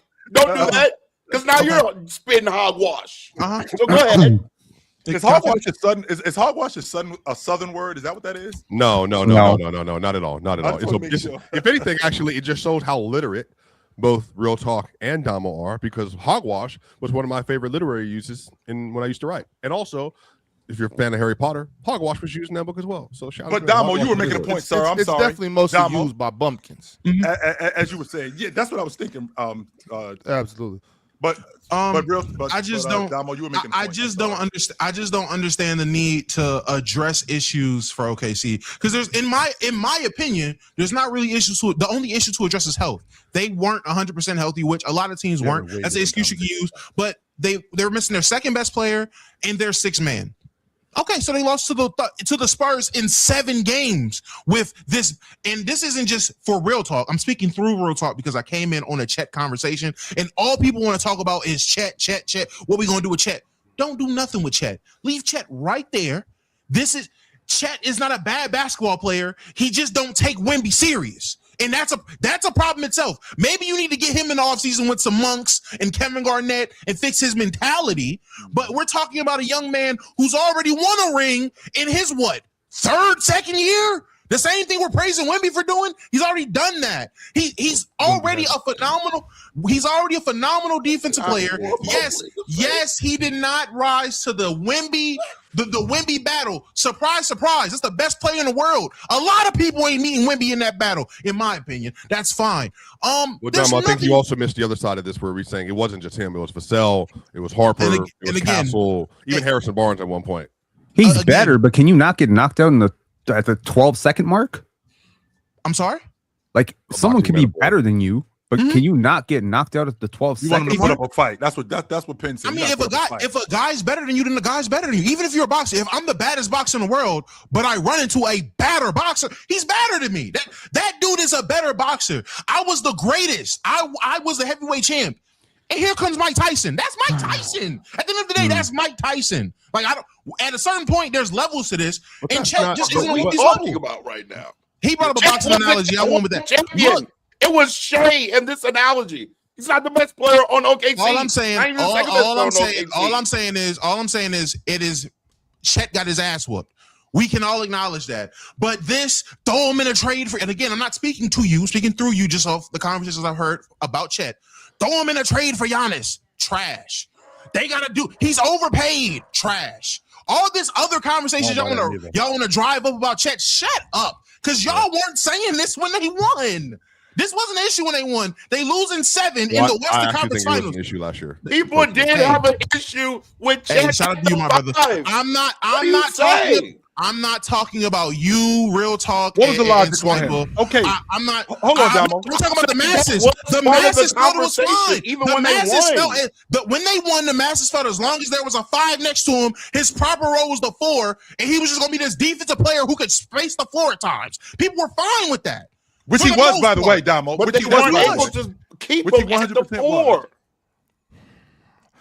That's the problem. The issue here is that J-Dub could not play. Okay, well, we talked about this earlier. I'm saying this. I said this before Damo got up here. Y'all up here talking about we need Giannis, we need Jaren Jackson Jr. This is crazy. He would have did the same. He would have cooked Jaren Jackson Jr. too. It's not the issue. The fact is J-Dub didn't play. I'm pretty sure if J-Dub plays, we're looking at Knicks OKC, okay? And then we wouldn't be talking about trading shit. You know, it's I mean Knicks and 6 regardless, but it's all I'm saying is like Nobody up here said to trade Chet. Again, I'm not saying you. I've already iterated. I am speaking through you to the masses. Because you talking to me, talking to them, talking about I'm not something talking- said that I'm I didn't talking to say. you. What are so we wait, saying? real talk. What were y'all saying? What were y'all saying about 45 minutes ago? Trade Chet. Okay. Nobody up here said. I didn't say anyone up here said what were you trade guys? Chet. What were you Didn't guys say saying anyone said that. about 45 minutes ago? Were you guys saying just add Jaren Jackson Jr. and Chet? No, I gave a. Were you guys prompt saying for add a Giannis question. with Chet? Chill. No. Would The you be prompt was interested the prompt to know was that that there's would a you player? be willing to trade Chet Holmgren for one of these players based on the conversation around Chet, and then it went Okay, into the there conversation was a around Chet. trade Chet conversation going on up here. I didn't just come out of the blue with that. Like, No. Oh, maybe I wasn't up didn't- here. I didn't make that shit up. Ox. Maybe Would I wasn't up here. Would you be interested to know that there You is apologize to a- me, nigga. You there is a 6'9" young center with a 7'6" wingspan who might be available to help the OKC Thunder next year? And oh wait, he's already on their He on their team. bench. Yeah, he went to Thomas Georgetown. Sorber. Man, that young boy would have got destroyed too. Okay, so again, Really? I think it's fair to say, Yes. Yeah, that not- really. He's Yes. not better than Chet. See, this is the It's shit I'm not- talking it's not about right about- here, Penn. This is exactly what I'm talking He's not about. better than Ihart. He's This not is better what I than wanna Chet. do. What This was is this what I little wanna nigga gonna do? This is what I Hang want to on. do, Penn. I want to rewind the clock back to, I don't know, let's say Little ass October. boy. Let's We're say- talking about let's a say baby. November. What was he gonna do? So are we saying the same Dylan thing? Are Harper's we a saying- baby. I was just about to say that, There's John. Are we different saying types the of same babies. thing? Get the hell out of here. Okay, We're not so doing that. first of all- because I'm 100% Okay, confident so Thomas that- Sorber is Dylan Hart. Well, we don't know because he ain't There were playing. so many avenues of jokes there, but all of them were Sorber kind is of not- dark. So Thomas Sorber I is not didn't- Dylan yeah. Harper, but We don't he know is who he a is. That's okay. Get dark. 260-pound Nah, dude nah. We don't who know will who he is. absolutely help with your. How would he have helped this issues. game 7? Do you think, or in the What series? if he was Carter Bryant? He didn't play. You saw he didn't play much I at all. don't know if that. I don't know if that's a. Are you saying that as an insult? As an impact player, in terms of impact for a team, you could be Dylan Harper, and like the Spurs have 2 rookies that are impactful for them winning towards them winning a championship. Dylan Harper and Carter Bryant. It's 2 levels of rookies, 2 different type of babies. If you ask Ox, Thomas Sorber could be either one of those guys. We just don't know. That's what I'm saying. We don't know who he is yet. But I mean, like you watched them at Georgetown, right? Yeah, and I also watched Dylan Harper at Rutgers, and I didn't see this. So, Like, I mean, the context at Rutgers was completely different. Like, that's just a terrible basketball team. Like, so when you strip the context away, like, yes, but he was good at Rutgers. Like, I don't know who was watching that. He was number 2 on the board all year long. So Thomas Sorber, I think, showed a lot of growth. He's developed under OKC system. This is what they do. And, next year they got Topic and they got Sorber. Those guys are basically red shirts. They're going to come in. They're going to inject this team with some youth. And to me, that means that you can clear up some rotation players who got minutes this year and maybe make a consolidation trade. I mean, you're obviously going to have to reject that team option. What? no. I'm reading chat. Keep going. I'm Oh, reading okay. chat. I'm not saying anything. Go So ahead. consolidation trade could mean Aaron Wiggins and Lou Dort. It could mean selling high on Case and Wallace. It could mean Alex Caruso. It could mean J-Dub. It could mean Chet. It could mean whatever. But the point is, this team has a load of assets. They have young players ready to step into those rotation spots. Sure. They've got a gem in AJ Mitchell. They got to make some time for him. They found, I think, great value in Jared McCain. If you're asking me, his yesterday's price is not today's price. After what he just did in the playoffs, you could flip him for a lot more. So OKC will be fine. OKC will be back, healthier. Can we run it back? Better. Can we run it back with what we got? You can make some Well, changes. they're over the 2nd April right now. They can't. You can We make got to some. spend some money. Yeah, but hold on. If you reject Ihart's team Dort. option and re-sign him to a longer deal at a lower number, I think you can duck the 2nd apron right there. And then if you dump Lou Dort with a 2nd round pick and to a team with some cap space, you're set. You're good. Just cut Lou Dort and then just get back in the gym. And they're fine. They got everything they need over there. Just let Lou Dort go. Addition by Hopefully subtraction? Sure. I mean, he sure, has a hopefully- team option too, so you can just not take his team. Yeah, just don't take his team option, and if that gets him under the cap space or whatever, the apron or whatever, they're good. OKC doesn't need to make any moves. They don't need to trade anybody. They don't need to do anything. Like they have everything they need. They also have two mid first round picks this year, 12 and 17, in a very good draft. So I mean, like again, the rich are going to continue to get richer. I just don't understand the conversation. Oh, this conversation is need for people to want Chet gone. Again, this is just conversations I've seen. Not anyone up here. Don't want anyone to take offense. When you watched him in Game 7, if you were his teammate, you're comfortable going into the locker room after and looking him in the eye and saying, yes, we put in our all. I'm proud of you, young fella. Hold on. Let me ask you, which teammate am I? Am I AJ Mitchell or am I Jared McCain? Am I the teammate that already won a championship with this brother? So we've already climbed the mountain together? Or am I someone who hasn't done it? So I see this and I'm like, well, what do I do? Like, he hasn't got there. It depends to me. Jared McCain might be like, we got to do something about Chet. Shea is probably saying, no, this is my guy. Shea and Jay Wheeler at the front office saying, no, this is our guy. We've done this with him. We can do this with him. We ran into somebody that's a bad matchup, but we'll get him right this summer. The guys that haven't done it are probably like, hey, get him out of here. First and foremost, the guys that haven't done it, why y'all talking to me? That's number one. That's a fact. Like, why are you dudes even talking to me? Like Jared McCain and AJ Mitchell and these dudes that have not gotten to the mountaintop. We got to the mountaintop with me. There was a parade in Oklahoma City, and I had a lot to do with that. So the dudes that played well in the playoffs, because it wasn't like I sucked throughout the entirety of the playoffs. I wasn't good in this series, and I'm not going to argue that point. But what I'm not going to do is I'm not going to listen to, get this dude out of here from dudes who ain't been to the mountaintop. Hell no. Why I got to listen to them dudes? Well, I mean, that's not. But that's not typically how it works either, though. That's not how it works at all. The teammates are not going to say anything. It's the front office is going to have to make the decision. Do we believe? And this is my real question because I want to get to this. That's another $50 super chat. Whoopity Scoopity said $50. I think Mark D.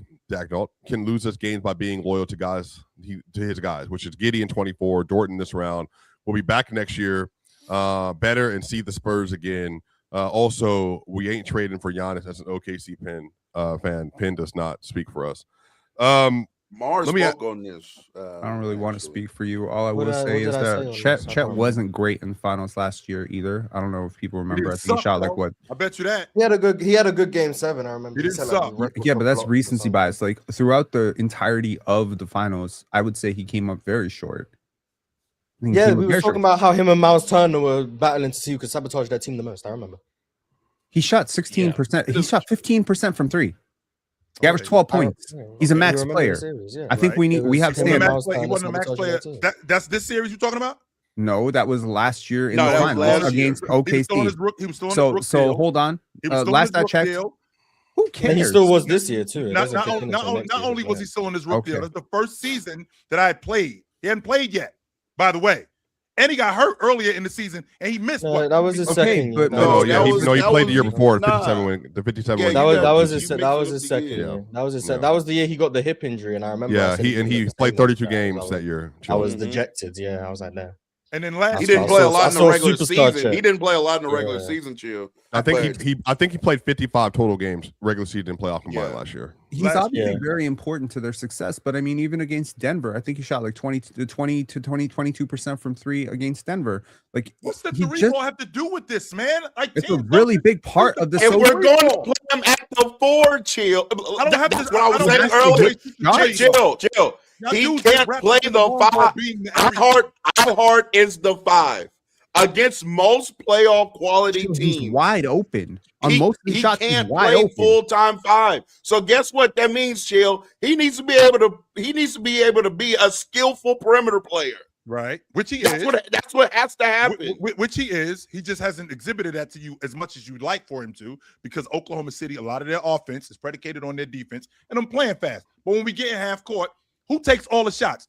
Their half-court offense is, and I'm not on the fence about this, their half-court offense is what Houston was doing with James Harden. Get the ball to SGA, and SGA got the ball, and he's in front of the defense. There is no action. He isn't him creating shots for everybody else. That's not conducive to winning all the time. Now, if we can put Chet in space where he can knock down threes, which we've seen him do when he's open. We've seen Shea draw and kick, and he knocked down a corner three. We've seen Shea draw and kick, or even J-Dub draw and kick, and he's knocked down a three at the break. We've seen that from him. Now, real talk, we might not have seen it from him as much as you would like, but we've definitely seen that from him. Now, if we could get him to do that more, then I think that they would be better. Chill. I think it's important to hold players to the standards and hold them to consistent standards when they win or lose. Okay. Shea came out to the podium and he said, I failed. I very much appreciated that because you absolutely did. If your goal is a championship and you don't win a championship, then that is a failure. I totally reject, although I understand what Giannis was doing when he came out there. I respect that he said that because he took the onus on himself. He didn't throw Chet under the bus necessarily, although he definitely could have.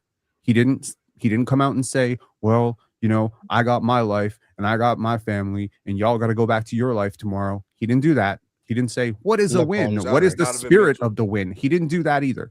But you know what Chet did? We got to look at some film. We should probably add the context to that LeBron quote. We, as the OKC Thunder, have to, you know, we as the OKC Thunder succeed or fail. I don't necessarily think when you come up that short that you get to dodge the blame for what happened. I think and again, I'm not policing how Chet needs to talk, okay? But if I'm Chet Holmgren and I put up that performance in Game 7, I need to come out and say, this is on me. Because we all see it's on you. We all know if you put up your average, and by the way, your average is not great, 15 points on 30% three-point shooting. If you just have an average playoff game for you in Game 7, you probably win. An average, by the way, sucks. An average, by the way, sucks because of the conversations we've put you in. Chill, I rewind back. There were Kevin Durant conversations. Legit. That was going on. That was. There were. He's a top 10 player in the league conversation. That may have been like out of high school. That's what Chet remember that. Imagine we're like, hey, Kevon Looney. That was KD talks. Why is he that is sick. Yeah, that is but sick. yeah. I was gonna ask. We talks long gone are the KD talks were in high school. Okay, but Penn is bringing that up. KD talks were 2 years into his NBA career. Were they this year? From who? Who had those conversations? This is what y'all doing. Y'all turning this into something else. Penn is bringing that up to suggest what kind of skill set he has. So when he has that kind of skill set and that kind of ability and that kind of talent, not necessarily Damo, KD, but he's got the skill set of a big guy. He should be played better. That he should be off the table for Giannis. Giannis is one of the 3 best players in the world. What kind of conversations are we having? Again, if we're going to put you to the standard that you are off the table for Giannis, then we need to hold you accountable when you put 4 and 4 up. I'm sorry. You can't have it. Isn't that what you guys have been doing for the last hour?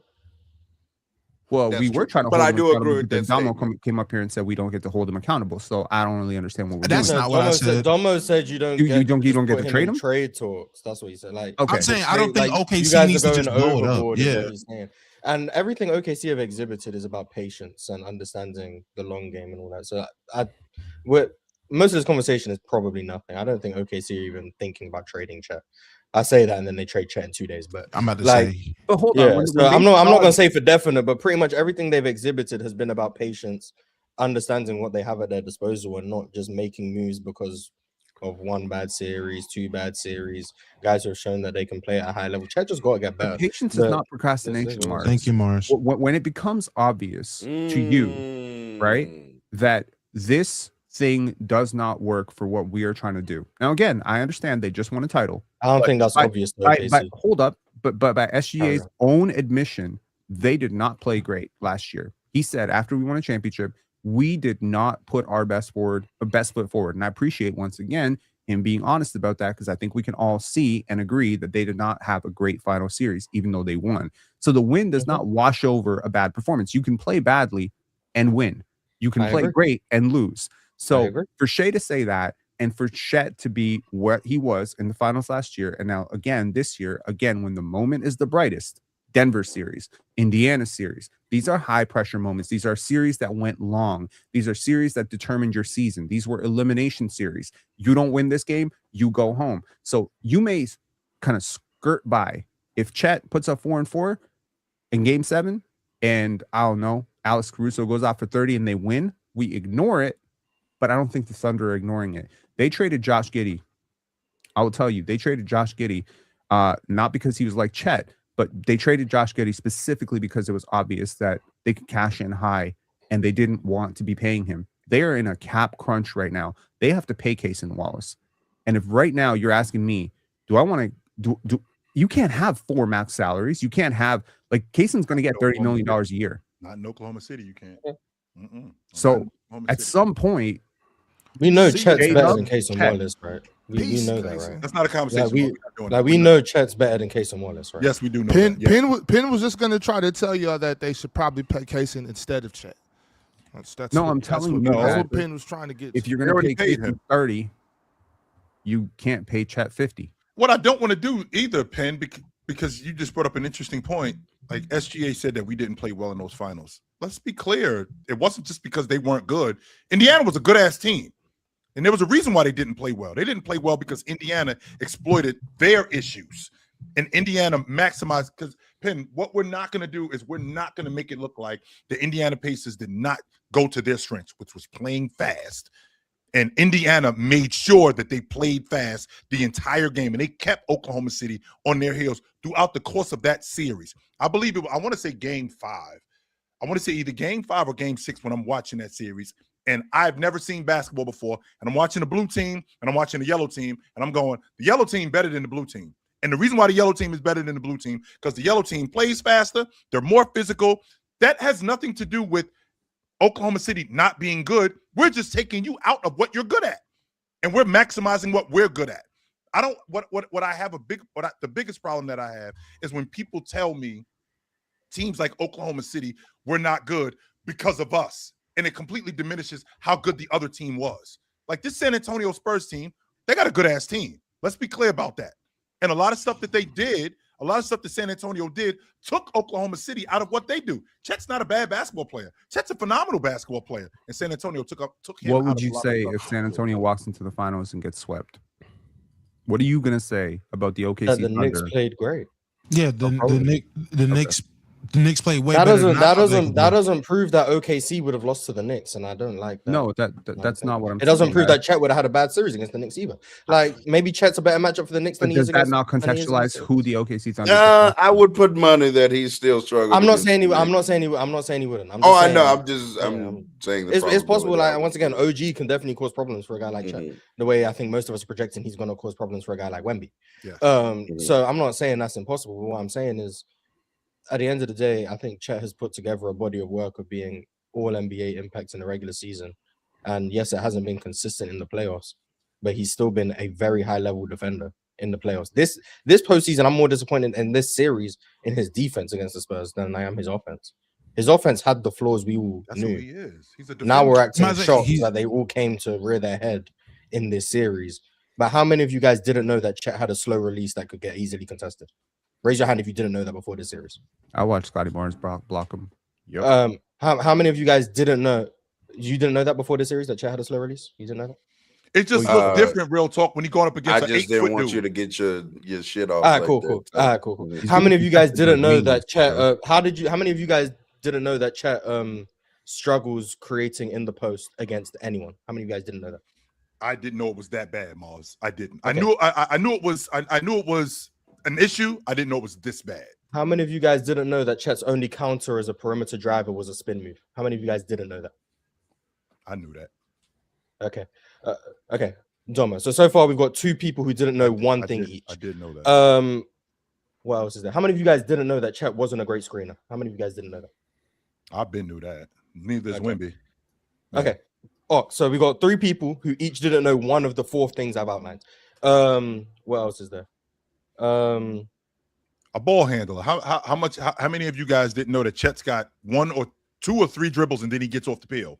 How many of you guys didn't know How many of you guys didn't know that Chet wasn't an advanced ball handler? Not for a 7-footer.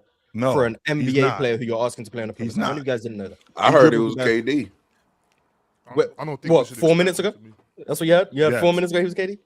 And out of high school. Like, so how many of us didn't know that Chet's self-creation was lackluster? How many of us didn't know that? Or did we not all know that before this series happened? I knew that after year 1. We all knew that. Especially when my opinion of Chet was year 1, he hadn't developed the offensive game that people thought he was going to have coming out of high school. Whatever. Year 2, the first 10 games, I was optimistic. Then he breaks his hip. And that fluidity I saw prior to the hip injury has not been there post-hip injury. So what he's tried to do is his counter is now, if I drive, you cut me off, I spin and get to an over-the-top fall-away jumper. That's been his counter for a year and a half. He doesn't have anything else he can go to. The development for Chet is speeding up his release, which I think should have been something he did 3 years ago. He's still yet to do that because we've been saying it. I've been saying it since he's been in the playoffs. His release is too slow. That's why his percentages in the playoffs from 3 against like these high leverage competition, it plummets because he can't get his shot off consistently. Like it's not hard to understand. It's not, oh, he's mentally crumbling. I think that's lazy.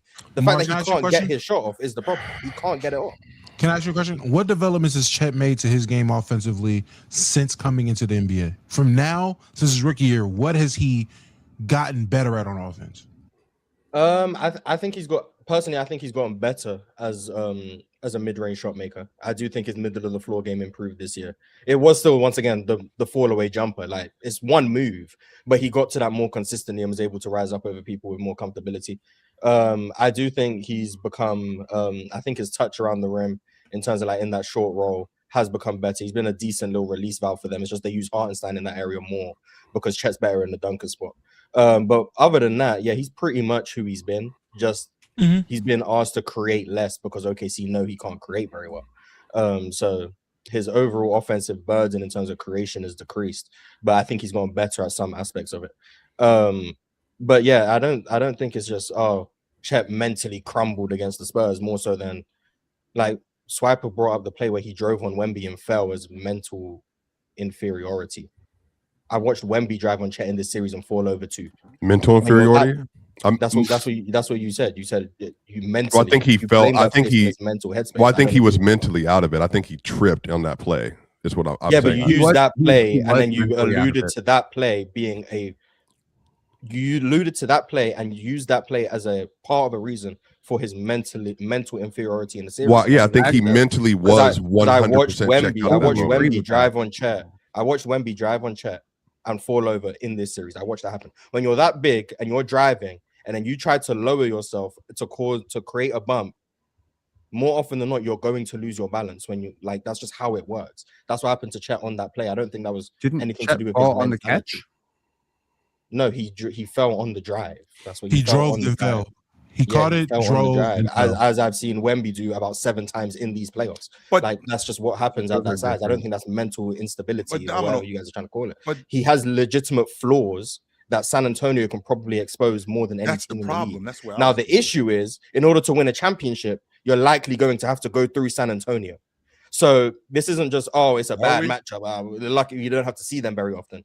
More than likely, these teams we're projecting they're going to be towards the top of the league for the next 3, 4, 5, however many years. Chet's going to be a part of that. So he has to figure out his flaws. But I don't think his flaws are just, he's mentally not up for it. More so than his game doesn't allow him to assert himself aggressively the way you guys want.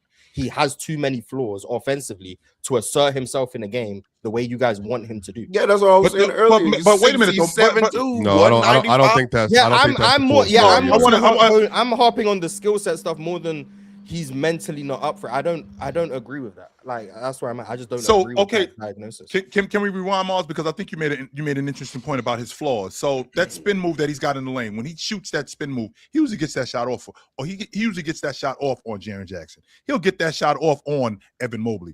Like the fact that Wemby's got almost an 8-foot wingspan, and the fact that Wemby's able to get to that shot, I think that's a detriment to his psyche because he's got a low release and a slow release. He's not going to get that shot over an 8-foot wingspan. He's just not. But he wasn't even trying to shoot over Wemby though. It was Vassell in them. Yeah, why do we keep making this a Wemby thing?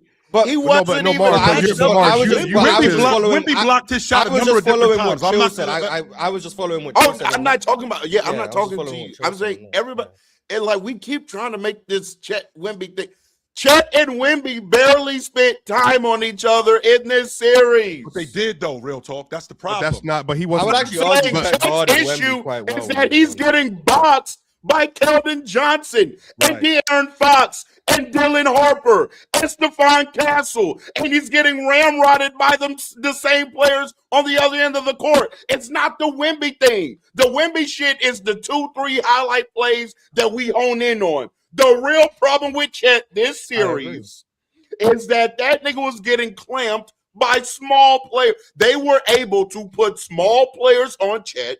They were able to use Wemby as a roamer off of Lou Dort and or Alex Caruso or whatever. That was the problem. Real talk, but that doesn't affect him. So I'm able to get by Castle. I'm able to get by Devin Vassell. And psychologically, I know that I got to see Wemby, who's got an 8-foot wingspan, who's also blocked one of my money shots, a shot that I go to that I know for a fact that I can get this shot off on somebody else. But I know for a fact that he's there. Psychologically, that does something to you as an offensive player, especially one of Chet's stature. Because to Mars's point, there's really not a lot of things that I'm really good at. But I tell you what, the stuff that I am good at, I go to that. And I go to that a lot. And if I can't get that off, that's going to completely wreck my game. But acting like the playoffs isn't a game of scouting. You think OKC don't know that we just got to sit on the spin with Chet? You think they don't know that? So when a small guy's on him, all they got to do is cut off the initial move and then play the spin. They know that. When he's getting boxed by these little guards, it's literally watch the clips.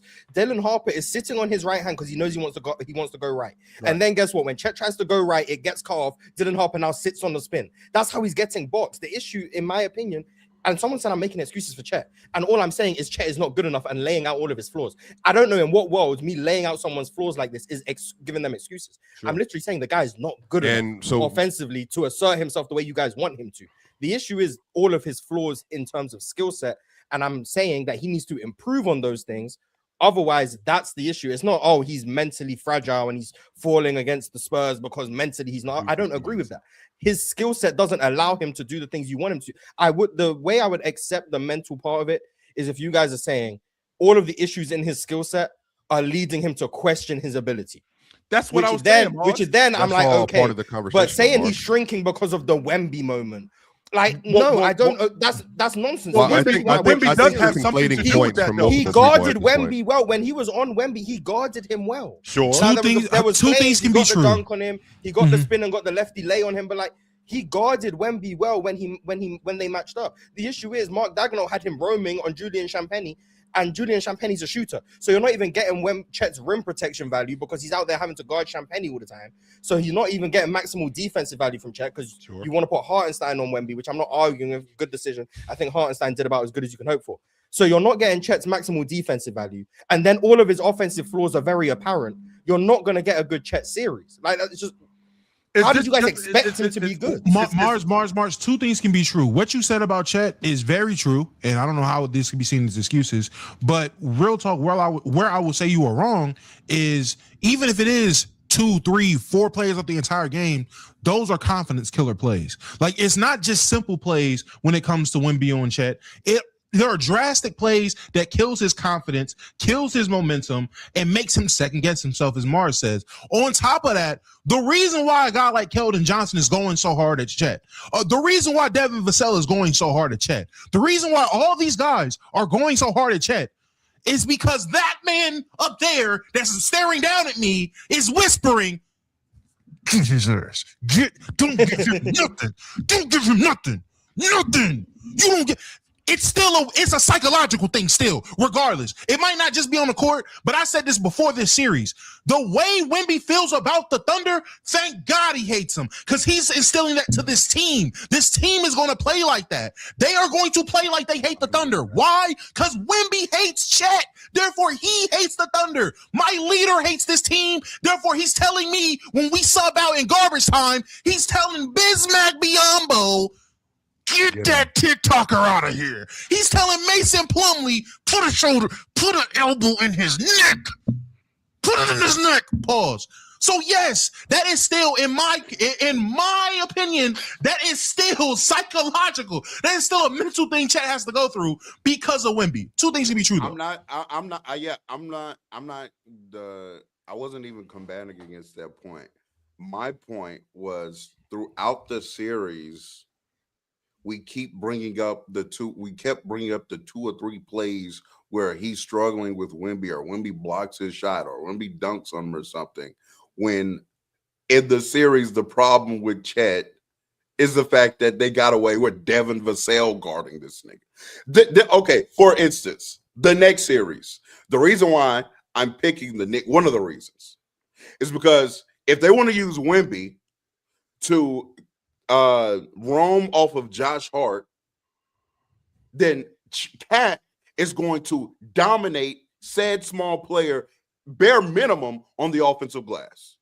That was what I was saying in a lot of these post games in this particular series. I said, hey, Chet, probably you're not going to have a lot of plays ran for you, even if you don't dominate the smalls being on you from a one-on-one or post-up framework. How about you work the offensive boards? Get on the glass. Create second chance opportunities. Well, he tried, right? Yeah, but he wasn't able to do that either with the smalls on him. So this is a problem that OKC is going to have to figure out. This is a problem that Chet is going to have to figure out, because you can't allow small players to guard you and keep you off the glass. That is a problem. Here we got a $50 super chat real quick, Damo. Let me get to this real quick. Can we change the subject? Again, it's all pertaining to this. $50. Why are we making excuses for Chet? He is a max player. He's being paid as much as JB and JT. He's maybe the third best player or the fourth best player on the team. And then, Damo, you can say what you wanted to say about the Chet. He's not making as much as them. I mean, you just told me a list of 2s and 3s. I mean, he's making the same way as the players he's on the level of. Second, third option. That's not true. Jaylen Brown and Jason Tatum both make $16 million more than Chet next year. Y'all don't know your math. The math ain't math. That's just not he's making MPJ money next season. That's what he's making. Real talk. Can I ask? So, are you saying that they need to address this issue in terms of the Spurs or in general? Like, this is just something they need to address in general if they want to win. In general, but more so, I think the Spurs exposed the problem the most, but I think that is a problem, period. I do think it's a problem if Minnesota's able to guard him with, ex-perimeter player, Jaden McDaniels or something, and they let Rudy Gobert roam off of whoever. Jaden McDaniels probably just going to be guarding SGA, but I'm just saying another name, an example. I can't have Chet being guarded by small players, and he's not destroying that in some kind of way via isolation, post-ups, quick seals, deep seals, or offensive rebounding. So you have to be contributing something. Can I just ask? So when they won a championship, were small players not guarding Chet? That was going on. Sure. Okay, so they dealt with this exact same thing before, but was able to win. You keep bringing up they won a championship. Yeah, nigga, every team in the 2020s, Damo, won a championship, came back and got bounced. There's been no repeats. Which one of them got bounced in the seventh game of the Western Conference Finals? Which ones got bounced in the conference finals? No, let me just ask this question. Let me just ask this question and you can go. All those teams you just mentioned, which one of them got bounced in Game 7 of the conference finals? Go. Oklahoma City. That's it. No, but sure. But Damo, don't you think there's a lot more context you're missing there? No, it's not. Because I feel like the only context. Let me finish my point. Okay, finish your point. The point of they won a championship, so we don't have to address issues on the team is dumb and lazy. Is he saying that? Is that what you're saying, Damo? No, that's not what I'm saying.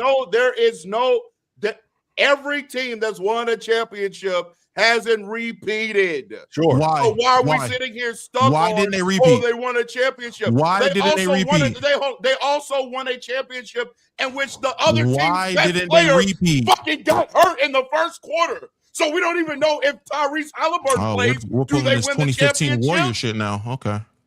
No, real. But I'm saying, I do think that's relevant. Yeah, that's absolutely relevant. I'm not going to the same way Jada being high in this. Wait, hold on. I'm not going to base my evaluation on a team by they won the championship.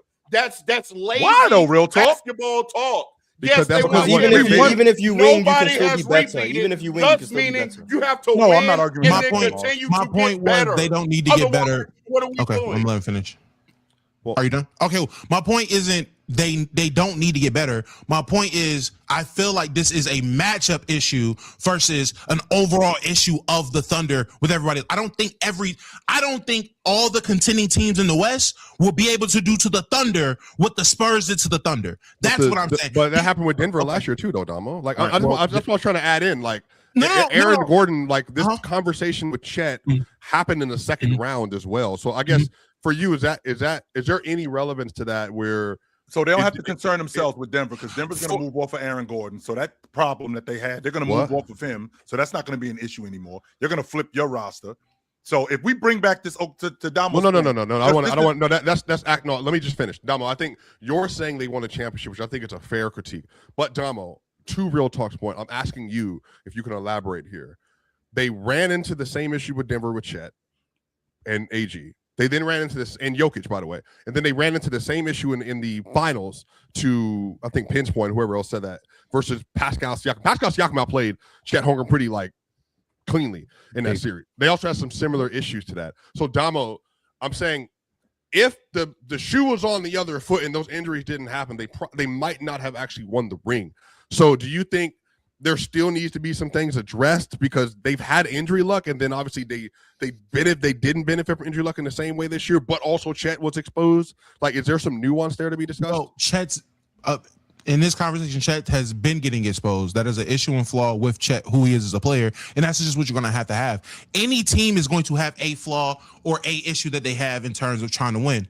Again, my thing in this conversation is I feel like this is a bigger issue of just how they match up dealing with the Spurs versus everyone else. I don't think this is an issue of, okay, they need to address this if they ever want to win again. They can win. They've won with this issue before. And I think with the best players being there in last year's series, I still think they win. I don't think that changes last year's trajectory to me. I could be wrong. That's absolutely fair. I'm not here to argue that. All I'm saying is I just wanted to ask Real Talk, does he feel like this is a genuine issue where if the Thunder end up running into the Timberwolves, the Nuggets, a revamped Rockets, a revamped Lakers, anyone who's trying to be competitive next year, they run into them in the conference finals, okay, this is going to be the exact same issue. They're getting bounced. Or is this an issue of the Spurs genuinely have their number? This is something that has been highlighted by plenty of other teams, but they've been able to get through this and get past them. They couldn't get past the Spurs with this issue. So is this something they just have to be prepared for the Spurs? I think personally it is a Spurs issue. I don't think this is an issue they need to hardcore address the rest of the league. I don't think they need to, because then there'll just be another flaw. Tell me a flawless every basketball team has a flaw. It's just about who can manipulate that flaw the most. The Spurs can manipulate this flaw in this team the most. I don't think everyone else can, to the point to where they can't win again. That's all I'm saying. So Real Talk, the problem with number one, we're having, and this is my last thing on, we're having a results versus process debate, in my opinion, kind of right now. You're getting stuck on the fact that, hey, they won a championship with Chet, and I know that happened. However, that is still an issue that needs to be addressed, and it has reared its ugly head in other series. Part of the reason why Minnesota struggles with OKC. Now, let me throw something back at you, Paul's. Because you were saying something else. Look, that means nothing. Keep going. If Minnesota addresses the ball handling issue, then the Chet thing, I think, is more apparent in that matchup. Minnesota's problem for OKC is the lack of being able to handle the ball pressure for them, not necessarily the bigs.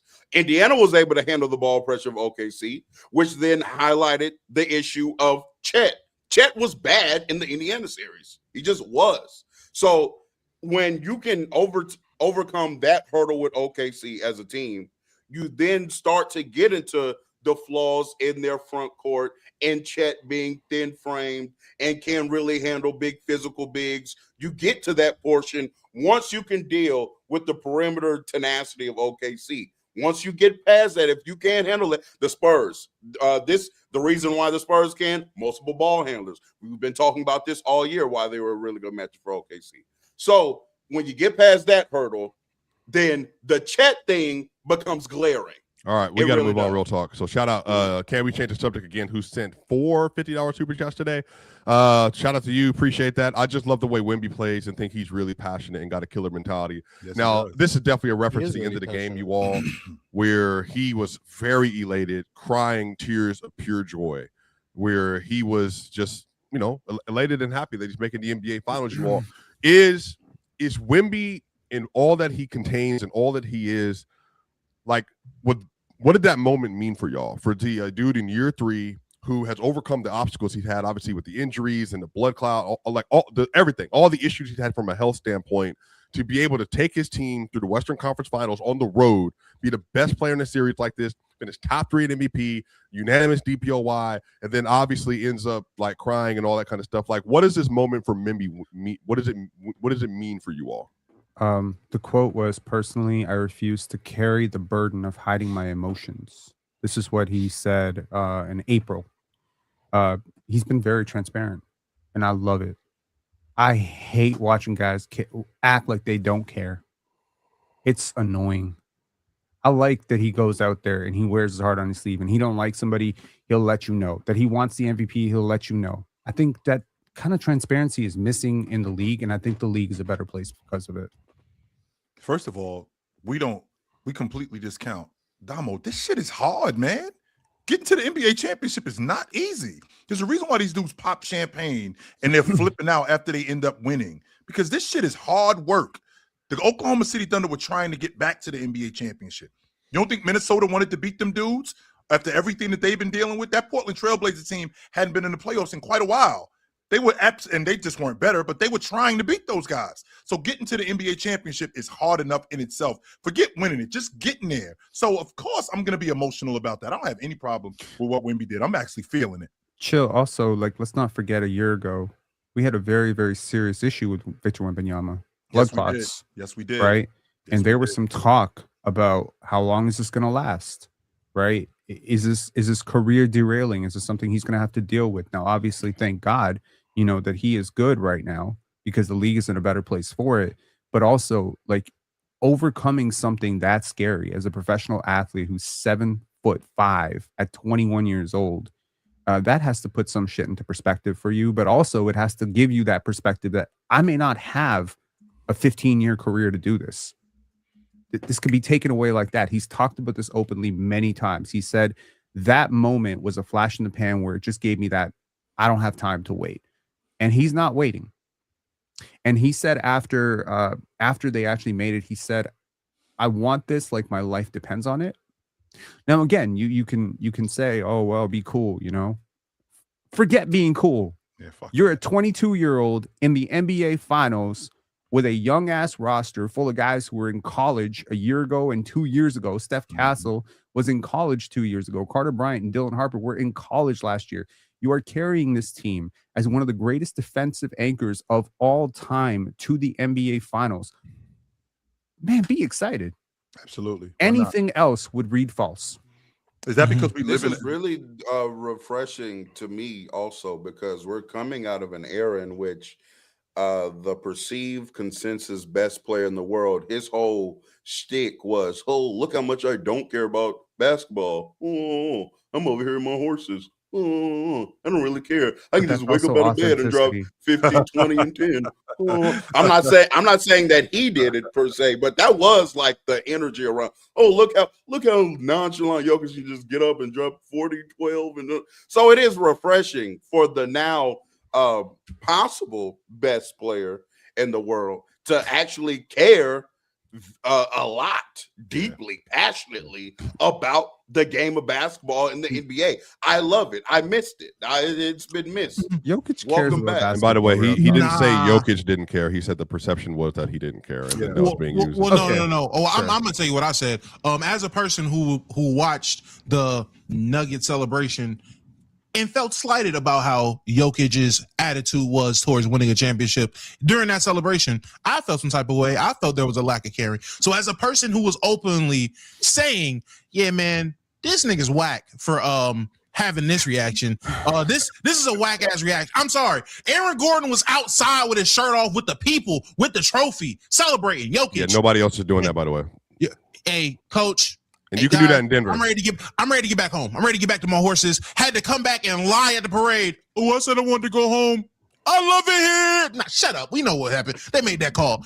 As a person that's seen that and felt the way, I love this. I love what Ant does in terms of making people care. I love what Wemby's doing by showing you he cares. I said this during the All-Star game, how Ant and Wemby genuinely made everyone try. They made people put in effort towards the All-Star game. More effort than past All-Star games. We're not going to talk about it. This past All-Star game, Ant and Wemby definitely changed a little bit of attitude. Who was one of them players that was out there not giving a damn about the All-Star game, Damo? Oh, Mr. Horseman. The horse race. Luka and Jokic, the ones who never care. Yeah, those two. Absolutely. Sure. Yeah, that's a problem. Wait, hold on. First of all. They were sitting right next to each other. Hold on. No. I'm just asking. There was one superstar at the All-Star game. In terms of the timeline, is that when Luka was going through the whole family thing? No. Yeah, if anything, Luka ain't care about the All-Star since he'd been in it. And if anything, by the way, Damo, if anything, he was being there. So what you're saying is he was being there for Luka while he was going through a trials and tribulation like a good Christian friend. The last face of the league who cared about the All-Star game was Kobe Bryant. Let's just not lie to ourselves. It went from Kobe, and the torch was picked up by Wemby. I love it. Well, never mind. Westbrook didn't care about the All-Star game? Giannis? He never held the torch. Giannis didn't care? You said Westbrook. No. You said Westbrook in the face of the league for a little bit? No.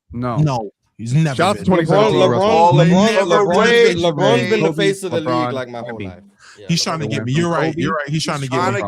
He's trying to get me. Hey, Steph Curry didn't care? I want you to know. Steph absolutely didn't care. Yeah, wait. So no, Damo. I feel like rage bait with a straight face. You're really good. Steph Curry also cared. Before the All-Star game, I came up here and I told you this All-Star game is about to change because this is Wemby's league now, and we're gonna play hard in the All-Star game, and that's what happened.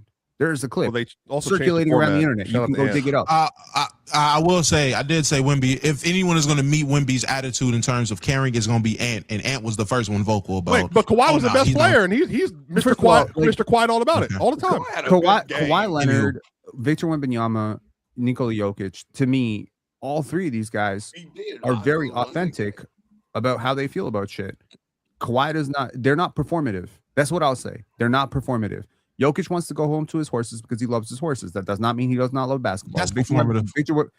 I don't think that's performative at all. No, it's when he decides to tell us. That's when it becomes performative. Oh, you just won a championship. Let me tell you how I feel about my horses. Like, when they asked him, performative. So don't answer the question.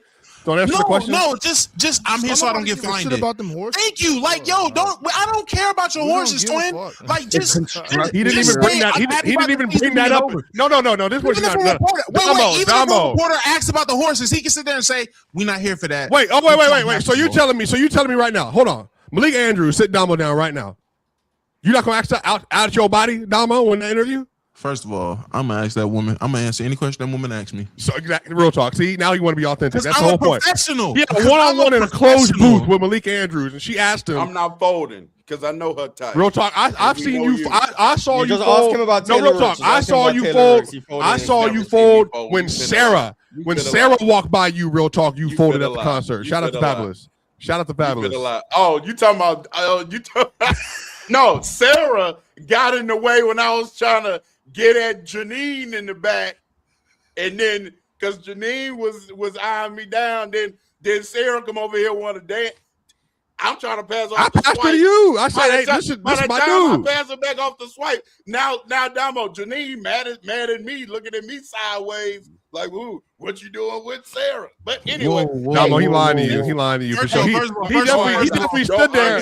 He definitely stood there in his cowhide. Wait. Let's get one thing clear. I'm here to talk about basketball. Y'all over here passing women like they hot. Passing women like they blunt. Y'all sound like Mambo number 5 right now. Hey, man, I got a fiance. I got a family. My children downstairs. I don't know nothing about this y'all got going on. Thank you. I want to talk about Wemby crying and how I started this with the Malika Andrews shit. That I didn't start this. Swiper did. No, because you said he lied. I tried to correct the story. No, Damo. If you weren't lying, like this is performative. The heathen you're being right now, I would have brought this up. Performative. You trying to do plausible deniability in case your baby mama watches this. Very simply, Damo, when did it stop being cool caring? When did that? It never stopped. Chill. It never stopped. When did it stop displaying emotion? Like when did not? Like when did being able Chill. to get in front of the They camera called Jason Tatum corny for saying anything is possible. He was corny because he quoted somebody else. It was corny. Cared and he got clowned for crying after losing in Game 7 to Toronto. He got clowned for campaigning for that MVP. is true.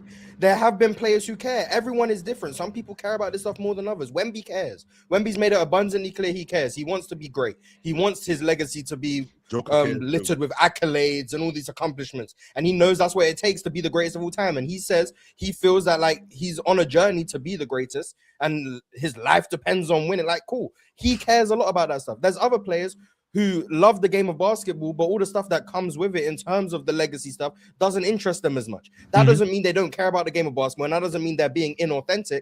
They're just being authentic in a way that caters to them. They don't care about the stuff the way other people do.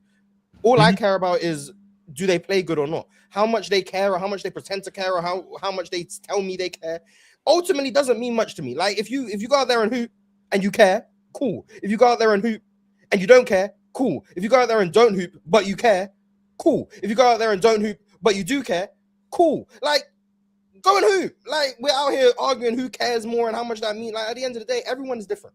That's it. Everyone is different. Some people care about things more than others, and that's just life. That was tough. That's tough, Mars. That's basketball tough business, Mars. And you know what? If a player comes out, like when Pat Bev cared about the playing, guess what happened? I'm about to say that same thing. Everybody clowned him. Pat Bev cared about the playing and got clowned. Because, man, and this is what y'all not understand. And this is what I hate. This is what I hate. Y'all say that's why I said everyone's different. Not every everyone is standard different. you have to be allowed to care. No. That's exactly what it is. Y'all just take Patrick Beverley. No. That's not one. I don't care about Patrick Beverley. Well, hold on. I don't care about Patrick Beverley. So that's not it. What I'm saying is the difference between Wemby caring and Jason Tatum caring, at least to the perspective of a basketball nerd, because that's what I am, and that's the only people that are talking about caring. You got to be a nerd to care about who cares more than the other. So I'm gonna go ahead and put my hat in the ring, and as a basketball nerd myself that cares about who cares more than the next guy, it's a difference when you care like Wemby and you drop inspirational quotes that are original and authentic and they're you and they're not performative, and then there's a level of caring to where I'm gonna text Kobe's phone and I'm gonna repeat Kevin Garnett because I'm not original. It just, some things read off as corny, some things is cool. We've seen this in regular life. Two people can do me and Real Talk can do the exact same thing, but when Real Talk do it, it's cool. When I do it, it's corny. That's a regular thing. That is a regular way of life. That is how we operate as humans. That's how we operate as adults.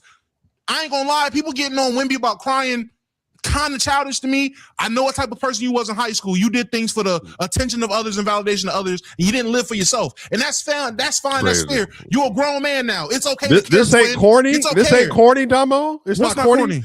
What you that's what they were asking. It's not corny watching Wemby over here crying and no. I just made the finals. Are you kidding me? I dreamed my whole life for this moment. My whole life. Oh, blood clots, everything. I prayed for this. And I'm going to the final in New York. I'm crying. I'm throwing up a show. Chill, I'm going out. I'm going out with James Harden. I don't understand why it's corny. That's what I want to know. Why is it corny? Wait, which one? Who? For Wemby to cry. Like, why is that corny? Because when you so great, they got to find something to hate. When you do something way faster, way sooner than people anticipated. Remember, Chilltown, months ago, I was telling you who the best in the league was. Months ago, I told you who league it was. Months ago, I told you how far ahead this man was than other people, and I was called crazy or whatever. So when you do things that people aren't ready for, they find anything and everything to take you down. I promise you, had any other star elbowed somebody in the face because they were getting hounded the way they were hounded, they would have said, yeah, that's tough. That's what we would have did back in the 90s. That's what we would have did. There have been all these conversations about how grit and grind of a player he was. But when Wemby does it, get this thug out of here. Never knew Wemby was a thug. Didn't know we would call him a thug. That's what I was seeing on the timeline. That's what I was seeing on the timeline. That's not what Wemby has hands down the best PR in the league. Well, yes, that's because I've done a lot of groundwork in keeping this PR good. Niggas was like, Nas Reed should have moved. Yeah, that's exactly what I said. That's exactly what I said. No. You and the people of France. Yeah, The 90 me and all million my people French, up we were all telling y'all, had you not put a 6'9" center on a 7'5" guy, that would have been a regular elbow to anybody else. It's just how, it's just how physics work, I guess, Team to employ Taco Fall so Wemby can get his elbows off. Hey, Mars, I don't know if you've seen on your timeline, I'm seeing nothing but 7'2" to 7'5" prospects from all over the world now, getting all types of shine. The next prospect of this, that, and the third. When I said that the NBA is going to, in the next 10 years, it's going to be a bunch of Wembys and Chets. That's what's going to be the NBA. But none of them move like Wemby.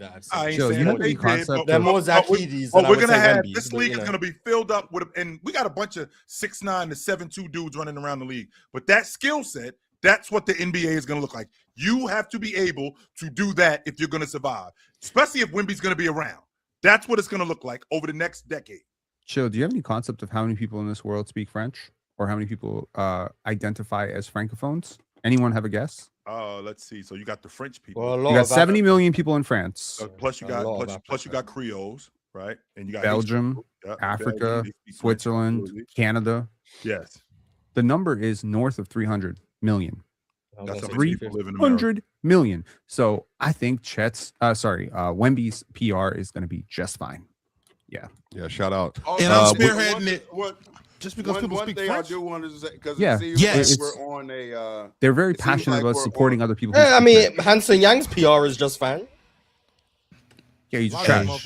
Did a lot of work to keep him under wraps right now, okay? Because before the season, we was real loud about him. All right, hey, listen, he's still developing. Don't worry, we'll be back next year. We'll be back He's 14 years away from being 14 years away. Don't worry. Hey, shout out Bruno Caboclo. Y'all ain't seen him recently? 52-year-old Hanson Yang. Shout out to everybody in the chat. By the way, we've had over 4,100 live watchers, so make sure you continue to tap in. Make sure you subscribe to the channel, like the stream, and all that. Shout out to Can We Change the Subject? Gifted us 20 Players Choice membership. Shout out to you. You are phenomenal. Also, then gifted us another 50 Players Choice membership. Hey, can we change the subject, man? Come through to my streams, man. Hey, I be working, just chilling. Hey, man. Yeah, man. Shout out to you. Some love. You're amazing. Membership. Yeah. I want to make sure to respect everybody's time, y'all. We got a lot of super chats, and I want to make sure I think we've had $450. The 20 gifted, the 50 gifted, and $100 today. So this has been There's a very big problem here. What's up, brother? There's 3,700 live viewers and only 591 likes. Oh my goodness! Yeah, y'all need to make sure y'all like the stream, please. Just take a moment. Literally, all you got to do is click. I'll tell all you got to do is it's the same thing. Y'all get it up to 1,000. I'll take a 10-minute break. I won't talk. Mars said he'll talk for 20 straight minutes. So make sure you get that up. 1,000. He ain't got the stamina to talk. Y'all did the same thing. Just do the same thing you did last night. All you got to do is click. Just click. Just click on it. That's all you got to do. Just click on it. Shout out to you. Thank y'all so much for joining and being a part of the best show on YouTube. Tupac Westside, 474, $10. Morning, fellas. Great game Saturday. Props to Shea for going out balling. Chet never showed up, and that's real disappointing. The McLovin means have me dying, though. Props to D-Fox, too. Making big shots and key plays. Chill, we didn't get a chance. This is why tomorrow we're going to clear out Space Chill, and we're just going to have a Glaze Chill's Old Take space, okay? We're going to talk about De'Aaron Fox. Because De'Aaron Fox was phenomenal. We're not going to talk about that bum. Chill, he wasn't great in the series, but Game 7, he made multiple big, huge game-swinging plays. Shout out to De'Aaron Fox show. Absolutely. Almost like a guy healing from an ankle injury. Oh, wow. Almost like he also, before the ankle injury, wasn't playing well. Shout out to you. Oh, but it wasn't. He still wasn't playing this bad. And it's actually been quite disappointing to see you, somebody who was an alleged athlete, be that hard on De'Aaron Fox, knowing that he's playing with a high ankle. No, I'm not. No. What happens is you know how bad this is the revisionist history. This is the revisionist history. Chill. You said he was playing better than Harper. That's where me and you was going back and forth about Fox. I never said he was playing. I didn't bring up the series. Whatever. He was not better than Harper.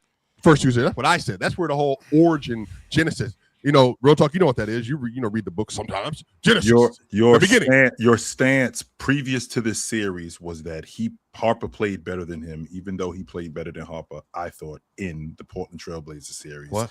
Yes. What? You heard me. I said that he played better than Harper in the Portland Trailblazers series. He iced a couple of games in order for them to win did Harper. The game, but win the series. He did that. But Harper also won them a game. What was it? Game 3? Didn't Harper win them? And what did he do outside of that game, Chill? What did who do outside of that game? Brick. All I And see what, is and, bricks. what happened in game 4? When they won when they won game 4, when they iced the series in game 5. I mean, give me a break, man. Yeah, man. Shout out. He was still worse than Harper. De'Aaron had a good series against the Blazers, man. He did. Shout out. Yeah, Yes, he he did. did. Harper I had a don't better know one. That's why all I people said. act like he did. He It's did. actually wild, but it's Harper cool. had a better series. It's What's the whole because the first conversation? round is so long ago. Like you gotta remember, like short-term memory, man. Short-term memory. That's what it is. Today is We'll June the remember. 1st. That's what today is, June the 1st. Yeah, the first round was like what, April the 18th. This video Yeah. came out, by the way, a month ago. So you all can tap back into that. Me and him going back and forth on Harper and Fox. Back and But y'all just got to remember, though, Foxy is a bum. And Garbage. No one said that. And they don't. Man, when need De'Aaron win Finals MVP, Trash. Boy, what? I mean, Hey, OG Martin, and I Obi's was been thinking Finals the same MVP. thing. But, like, Get him off I've the been floor. thinking but you know what, though? Same. Obviously, I would love for De'Aaron Fox to win Finals MVP. I think It's just De'Aaron unfortunate Fox's that OG Finals gotta do that, MVP you know? odds are like 100-1, dude. I just want to let you know not that. bad. That's not bad. So if you really think he's going to win Finals MVP, Fox. By the way, shout out to the gentleman that won $1.7 million. He put a parlay together. The men's hockey team beating Canada in the finals, and then he put a parlay of the Michigan Wolverines men's team winning the national championship, and then he had the Knicks going to the Eastern Conference Finals. He had the Spurs going to the Western Conference Finals. Won $1.7 million. Had a cash out of $620,000. Real talk, didn't take it. Won 1.7 after taxes. If you got the right kind of attorney, about 1.2 you're taking home. So shout out to him. That's amazing. Yes, shout outs to him for not taking the Oh, cash so out. you're with that, Swiper? With what? Loopholes to pay less taxes. Well, I mean, this is America, brother. Like, you got to figure it out some way, don't you? By the way, yeah, that's how it works.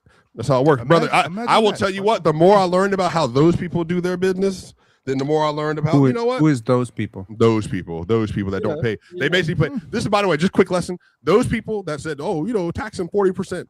They pay about 20 to 15%. That means it makes it okay for you to do so. No. So You're That's not what a I'm person. hearing. That's what I'm You're hearing. not a principled person. No. We can call I it just want you no to- one really wants to pay taxes for it. If you have an LLC, and just so you know, in an S corp, you're in a different tax sphere. So Yes. they're considering your contribution to the business as a form of tax. It's not that you pay less taxes. You just give taxes to a business. That money allocation is to your business, which is a service. So it's not you pay less taxes. You Just be sound clear. like one of them now. No, not at all. I just know how business works now. I'm sorry. Yeah, shout out to you. Yeah, but when it's election year, you'll never hear Swiper. No, talk I'm like no, this. no.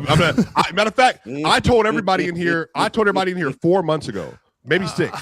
Start a business. If you're watching What somebody basketball, else doing is tax evasion. if you're watching basketball, you need to have an LLC or an S corp. You should absolutely be starting your own personal business and talking about basketball. You 100%. Any way, shape, and form. Absolutely, you should be doing that. 100%. 100%. Shout out to you all. 1, 2, 4, 3. We got Q full. $10. Luka went to the finals in 24, Halliburton 25, and now Mike Brown and Fox in 2026. How down bad are the Kings? Does his organization have any hope? Wow. Ox, that's right. Luka. Technically, you're in the championship. Ox, your team is there. What does Luka have to do with the Kings? Because y'all should have drafted him. That's why. Should have drafted him. It's crazy That's because wild. DeAndre Ayton won one. Wait, No. Not wait. Now, whoa. Wait. Hold on. I'll finish what I'm saying first. That's like, so every time somebody goes to a championship, does that mean that every team before them should have, you know what I'm saying? Luka don't got nothing to do with the Kings. Nothing at all. Yes. What? Oh my gosh. Miles Turner to the Rams. No, Miles Turner. Hush, you know his name.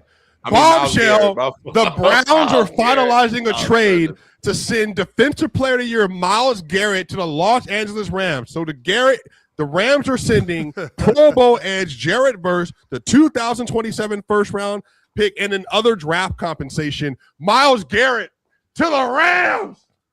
My gosh. They get Aaron Donald and Miles Garrett back to back. Chill. How do you feel about that? I don't care. We still gonna kick that ass. I don't care. I'm just disappointed my haters can't get up to 1,000 likes. That Chill. sucks. NFC West is cooked, brother. I'm sorry. It might be cooked. It might be cooked, chill. My gosh. I can't believe that. That's the biggest news. That's bigger than NBA trade we've had since Luka, by the way, just so we know. Rams doing that thing that got them the Super Bowl the first time. Like they just when they traded Von Miller for a second round pick, they got Odell Beckham. Got everybody on the team, won championship. Well, I mean, it wasn't that easy. They barely won, but yeah, it did help them a lot. Yeah, I'm saying that was their way. They were like, oh, let's just put together a super team. Man, I mean, everybody wants to come to California, Swiper. How long do you expect the guy to hang out in Cleveland? No, I agree. I think I will shout it. No, I respect Cleveland. Jersey Joe, 54, $10. Tim Duncan at 1999 at 22 years old beat the Knicks and won a championship and Finals MVP. Now, 27 years later at 22 has an opportunity to do the same. Chill. You can stay on that side. Wemby is the best in the world. Stand over here. Okay, you got it, brother. Stand on this side. Chill. Let me ask you something though. If Wemby goes to the finals, performs well, wins the championship and Finals First MVP, jersey would ever. you then say he's the best player in the league? I think we've already had this conversation. Yeah, I asked him it and he said no. I asked him the exact question. But why is that? You were willing to like go there for Jason Tatum because Wemby's 22. To answer your question, real talk, just like I answered Mars's question, Jason Tatum, SGA, they built up a resume to earn being the best player in the world. I can't live in a right now because if we live in a right now, what happens next season if Wemby underperforms, or what happens if Wemby doesn't perform up to snuff or he gets hurt? So now am I going to change my? Because I'm only doing this based off what I'm seeing right now. I can't do that. No, I can't do that. I can't do that. I actually low key have a very important. Sorry, real talk. One very important thing. Real talk. Go ahead, Pin. Let me, because I just want to agree with you, and then I'm gonna let you go because I'm disagreeing with him. Because I actually do kind of have a similar thought process with best in the world. The reason why I've been holding SGA as best in the world, because I said to me, he's earned the title. He's put together the seasons. He's won. He's gotten the MVP. Like, he's earned for us to call him that. But so I have similar thinking. But go ahead, Dan. There's been a lot of talk about Tim Duncan versus Victor Wembanyama. Everyone's flashing this graphic. This is what they average. They were both 22. I just want to be clear. Tim Duncan was 23 when he won an NBA championship. So he was 22 the year that he won the championship, but by the time they actually got to the playoffs, he was 23. Wemby will be 22, so he will be younger. So about what, 8-month difference, something like that. Something like that. Yeah, so all that means is that they're not going to win because that's all I've heard. The problem, yeah, but I mean the similarities are ridiculous. Like their rebounding numbers are almost identical, even though, in fairness, Tim Duncan did play 10 minutes more per game. They both third in MVP voting. Both made first team All NBA.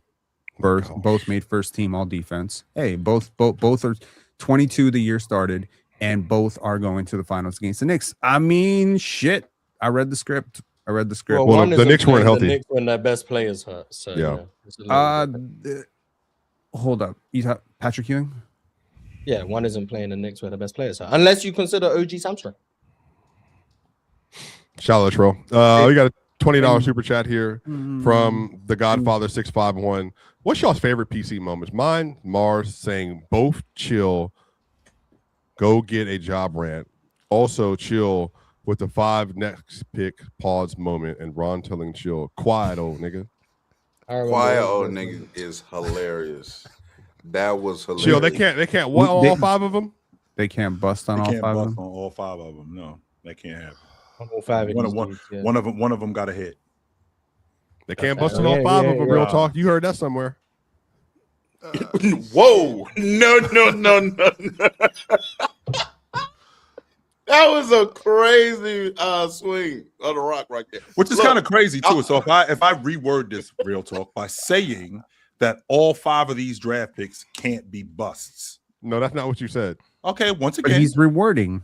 That's all I'm doing. Yeah, but the moment's happened now. It's too late. So it doesn't make any difference. The moment's happened now. Like, we know what you said. BOFF was legendary too. What can it be? Both. BOFF. Both. That was a horrible British accent, but I tried. Chill. Remember this one right here? That one right there. I think it was a fine. That was early PC when I first came on. Yep. I remember that chill crashed out that day. I did not call him a bitch ass. I said I actually called him a son of a bitch. That's what I called him. No, you said son of a bitch. You said son of a B word A is what you said. No, you said it right the first time. Yeah, son of a B word A. Yeah. So that was a fun moment. So not cool, chill. Next super chat. Okay, Ox, you said worse. We got. Oh, wait a second. No, hold on. Because wait. Real quick, Swiper. Because when you just said that, and I've been seeing like comments at the end of the show, comments like what happened with Drench and Penn the other day. And people in there talking about, oh, well, how come it's a problem when they do it, but Ox says this and Ox says that? Like, When did Ox say any of that? Like, when? I when? remember. Yeah, you said all, Well, you said all of that, yeah. the last time y'all heard me in that type of situation was back when me and Ticky used to get into it. Other than that, y'all I've never on That's this not platform. true. No, never on this platform, Oh. on this show. Oh, yeah. Never said anything like that. Like, y'all gotta HR. let me. Oh, that was different though. Like that was Yes, right. That was, yeah, that was that was just us joking. Like y'all really in this. Oh well, Ox does this. I don't. No, I don't. No, I don't. Y'all gotta cut that out. So I don't make jokes like that because people believe it. So No, jokes. My favorite. Let me see. My favorite PC moment. I mean, it's not my favorite, but it wasn't my favorite at all. Actually, when somebody was up here showing tail on the stream that one time, and Ox allowed it to happen. And then y'all got your favorite moment is bare man. That was your favorite moment. Remember, it's the proceeding grown man cheeks. It's the proceeding moment. Remember, after that, he was talking about how much money and stuff he had and all That's that stuff. very Atlanta of you. And then I said, no. First off, it's fine. And then what happened? And then buns, that's love is love. And then what happened after that was when he left the stream permanently and all that other kind of stuff. So yeah, that was definitely an interesting time period. Wait, the question was favorite PC moment? Yeah. Mm-hmm. Oh, okay. I'm not gonna lie, old boy that you just does have one of the greatest moments on here about Rui Hachimura. Damo is a part of that clip. I'm not gonna say it. I'm not gonna repeat it. That was hilarious. I'm not gonna lie. That was great. Oh my goodness. Ox, you asked what was my favorite clip PC every time I come across. What's your favorite PC? Real talk. Go ahead, Damo. This is a selfish one. My favorite PC moment personally, is when we all was on break and I go scroll through shorts and I see Ox just on the track. Yo, Damo, man who should not be named. Hey, listen, let's come together, brother. Y'all can't just ruin my money like this. This is crazy. We were like 2-week hiatus. I'm just scrolling shorts. I see Ox at me, at him. Hey man, we gotta come together, brothers. We gotta fix this. Y'all messing up my money. Y'all was messing with my money, man. Yo, I was in here dying, bro. Oh my god. Yo, y'all messing up my money. Now this is serious. Now it got serious. I don't know what was talking about that day. He was on now this is serious now. Y'all messing up my money. Yeah. Mars, the clip you had last week of Donovan Mitchell was probably my favorite of yours, I think, in a while. That was quite entertaining. You seemed like you were upset about that, Mars. You really wasn't feeling that list.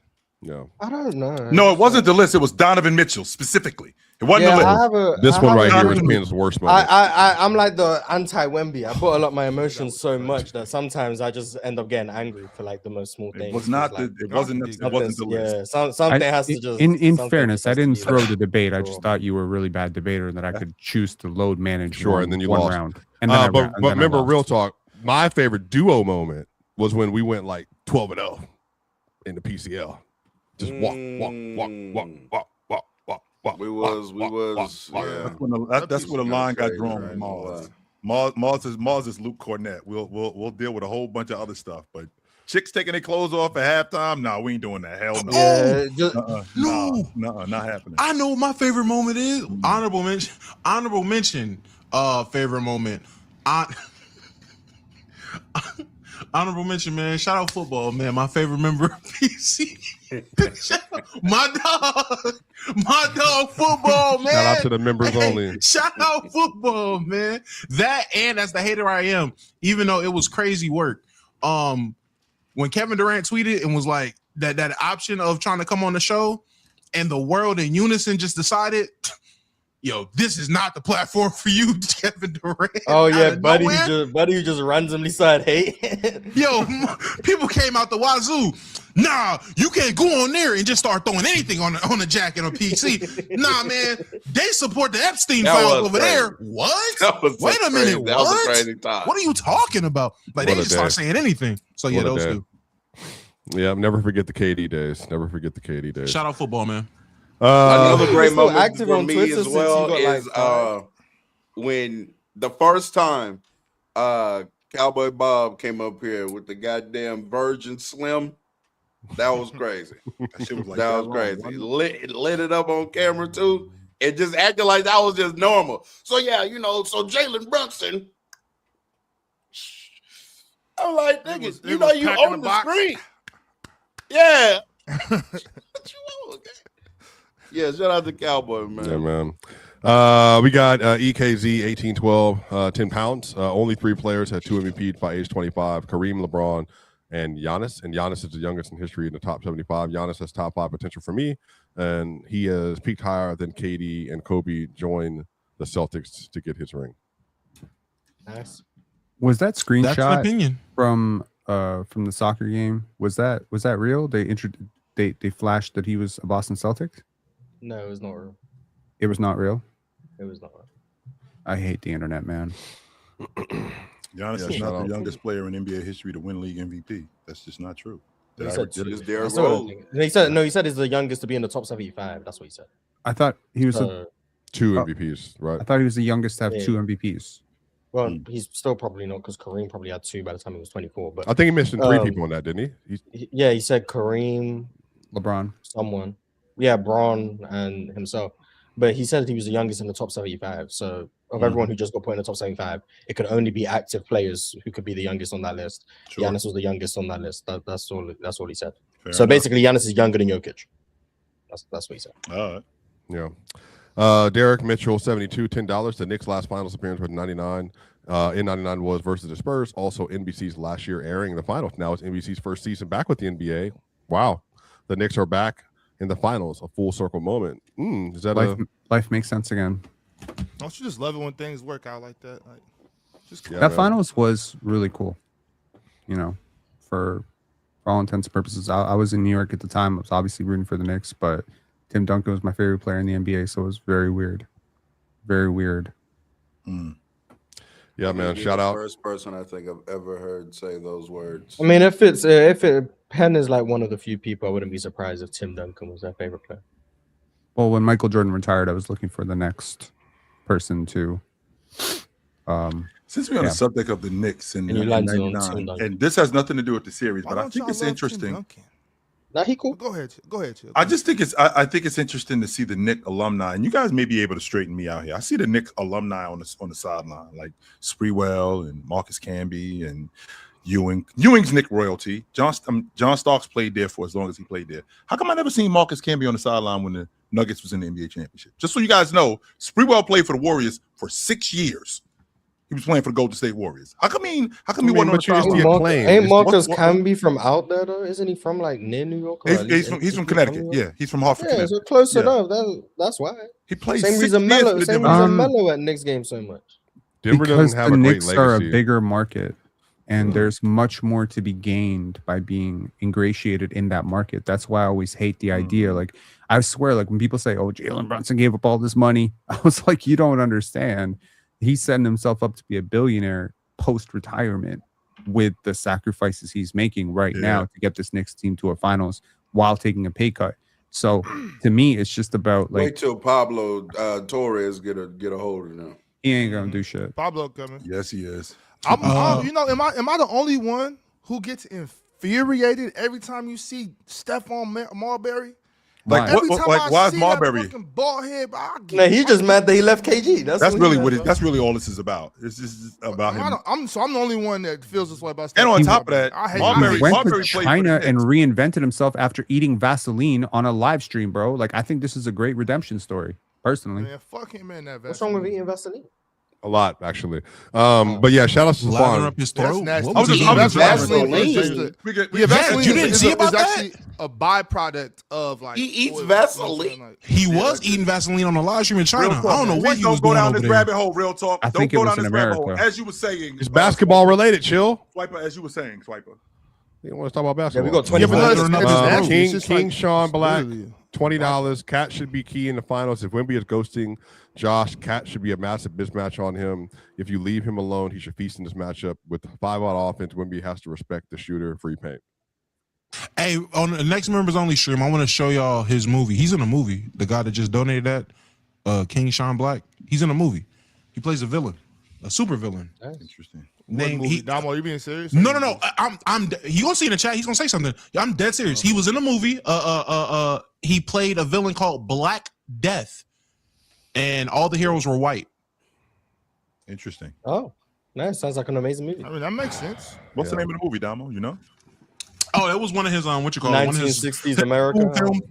One of his school films. They had to make a movie so he could graduate or something like that. I don't know. Sean can explain it to you. Sean can explain. I think I still have the video on Discord. Okay. Wait, it was his movie? Yeah, he's in the movie. He plays Black Death. Wait, but I'm saying this movie was the one. This was one for his project. Like he was one of the people in the project. So he volunteered. Okay, so he didn't volunteer to be Black. Whoa! He didn't volunteer to be man? Black Death. They told him he was Black Death. What is the context, Damo? Hey, shout out Sean, man. Shout out Sean. That's my guy. All right. $10 super chat to Eric Mitchell. $10. Fascinating that the Knicks and Spurs are meeting NBA final facing off midseason NBA Cup. Yep. I'm not sure if we'll see that happen again. It feels like an anomaly. Take it a step further than that. It helps give legitimacy to the NBA Cup.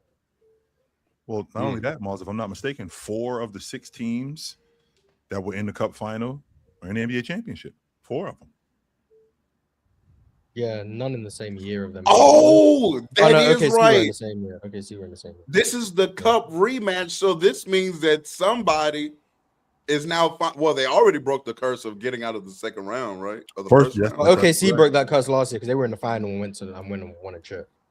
The curse was if you won it, you lose. The Knicks have the opportunity to be the first 2-time champ in one season. They do. Let's get it done. You know what Nick. that means? That means that Let's y'all, get in it addition to done. putting up that banner for the NBA championship, y'all got to put a cup banner up too. Hey, wait. No, we good. Jalen Brunson? Let me ask you. This is why we didn't put up the cup banner. The banner. Didn't. But I'm saying, but they can. If you win the chip the same year, wouldn't I feel more comfortable putting both up there? Double banner sounds fire. I ain't gonna banner lie. is Double fire. banners being raised is elite aura. I'm not going. Can you imagine Jalen? Can you imagine the Villanova Knick boys standing there with their arms folded, with not only the last banners being raised were them in college, but next to those banners in the same building are double cup / championship. That's hard. Jalen Brunson about to have 3 MVPs in the same season. Yep. Cup MVP, Conference Finals MVP, Finals MVP. That's a lot of MVPs right there. Yeah, what conversation is he in after that? Best in the world. I mean, he gotta be a top 5 point guard ever. Just logically. Sure, you fight that? It's Magic, Steph, Isaiah, Brunson. Sure, you fight that? Can't put CP3 up there. Yeah, exactly. I was talking about. Sure, you fight that? Chris Paul, three in 1 year. Paul clears. What are you guys doing? All right, now we're just lying. Chris Paul didn't have any hardware. Show me Chris Paul. I thought we were talking about greatness. He didn't have it. bad. Yeah, he didn't have any one of 3 of those things. By the way, W we ball talking out about highlights. This is stupid. $10. Welp. Now that we have our finals matchup call, now who do you think is winning it all, and how many games? Also, Spider, we've seen Spider Nora yet. It's pretty good starting black and white. By the way, don't give your predictions yet because Ron is very simple. Wants y'all to do that next few days. Spider Nora. Yeah, I've been holding off on seeing it. I'm trying to let it all roll and all come out at once. And so, I will watch it eventually. But shout out. I definitely heard great things.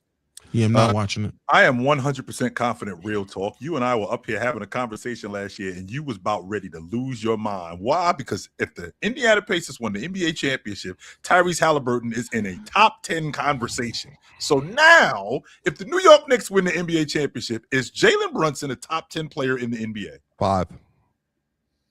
But 3. He's not a top 5 player. I don't know why y'all do this. Man, he but- played well against the Spurs and Shea didn't. He better than Shea. He better than Shea. Shay's never done that. Exactly. When Shea struggled against the Remember Spurs, Shea went on that Brunson 15-game better win than streak Shea. and they got walked in the NBA Cup by the Bucks of all people?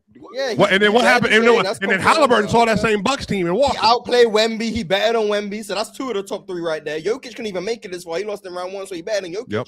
Giannis out there dealing with a calf injury. He batted him. And Embiid has 1 knee. He batted him. Stop, Jason Mars, Tatum just stop. Philly, This and he shit just sounds beat Jason different. Tatum No, last year. He stop. batted him. No, Mars. Chill, they're just trolling. Brunson done beat everyone. He packed up Cade last year, so he batted in Cade. He packed up Tatum last year. He batted in Tatum. Jokic is out there losing in round 1. He batted in Jokic. Shea couldn't hoop against San Antonio. Brunson's about to. He batted him. He about to outplay Wemby in the series. He batted him. Joel Embiid just got packed up 3 weeks ago. He batted him. Like, who else is there for him to be better than? He batted everyone, and everyone who you think he's not better than, he already beat.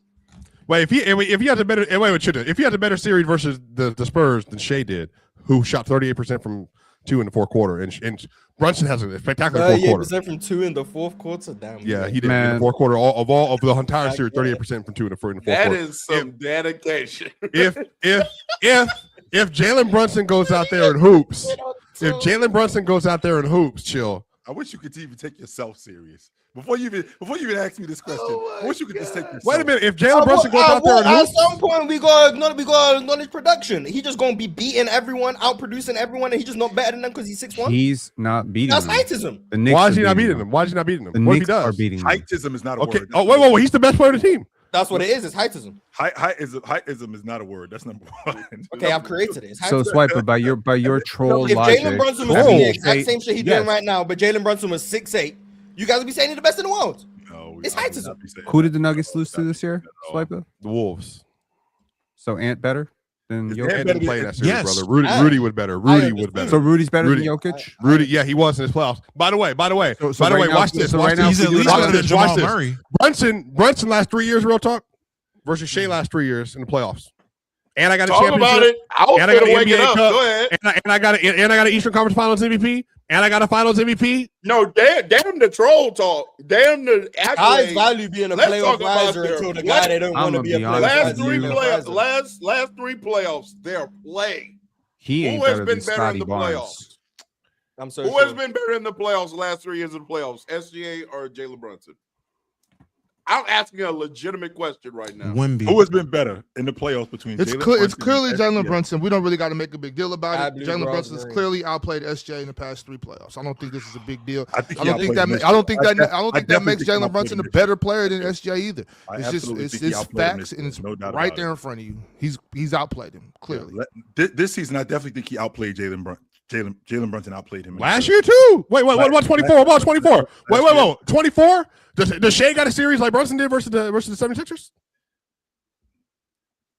40 and 10 in 3 straight games? The closest would be that Dallas series. That's probably That's still below what Brunson That's what I did. was thinking. Yeah, especially Brunson, the last 4 games. Of that So series, did Jalen Brunson? Okay, if we're doing that, did Jalen Brunson outplay Joker? I'm finna pull up NBA Sky rap. blue, grass green. That's a great question. Jalen Brunson. So, 'cause if Jalen Brunson Jalen- over the last 'cause three if postseasons Jalen- has arguably been the best offensive player in the playoffs. Because if Jalen Brunson has outplayed Joker, he's better than SGA. And I know this is a troll session.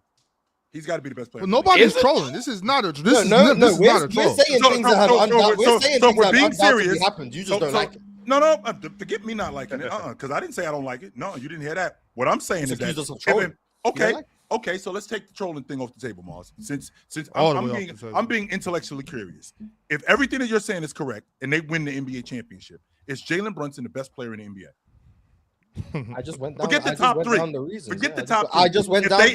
If they end up winning the NBA championship this year and he wins the Finals MVP, of all the guys that you just ran down, he outplayed this guy. He outplayed that guy. He performed better than this guy. He beat this guy. He beat that guy. Does that mean that Jalen Brunson is the best player in the NBA in July of 2026? Well, old chill logic would say yes. Chill logic would say There's yes. nothing more he can do. There's literally nothing more he can do. He's outplayed everyone who apparently is better than him who he's played against. He outplayed Embiid twice now in the playoffs. He's outplayed him. He's outplayed Halliburton in the playoffs. Now he lost to Halliburton, but the Pacers just beat him. But he outplayed Halliburton in the playoffs. He averaged 30 against them Pacers teams. He outplayed Jason Tatum in the playoffs. He outplayed Jaylen Brown in the playoffs. He's outplayed Kate Cunningham in the playoffs. Like everyone he's come up against, he's outplayed, assuming he outplays Wemby too. So he's outplayed everyone he possibly could. He now wins the championship. He's a playoff riser. That's something we seem to value until it's Jalen Brunson. What more can the guy possibly do to be the best player in the world?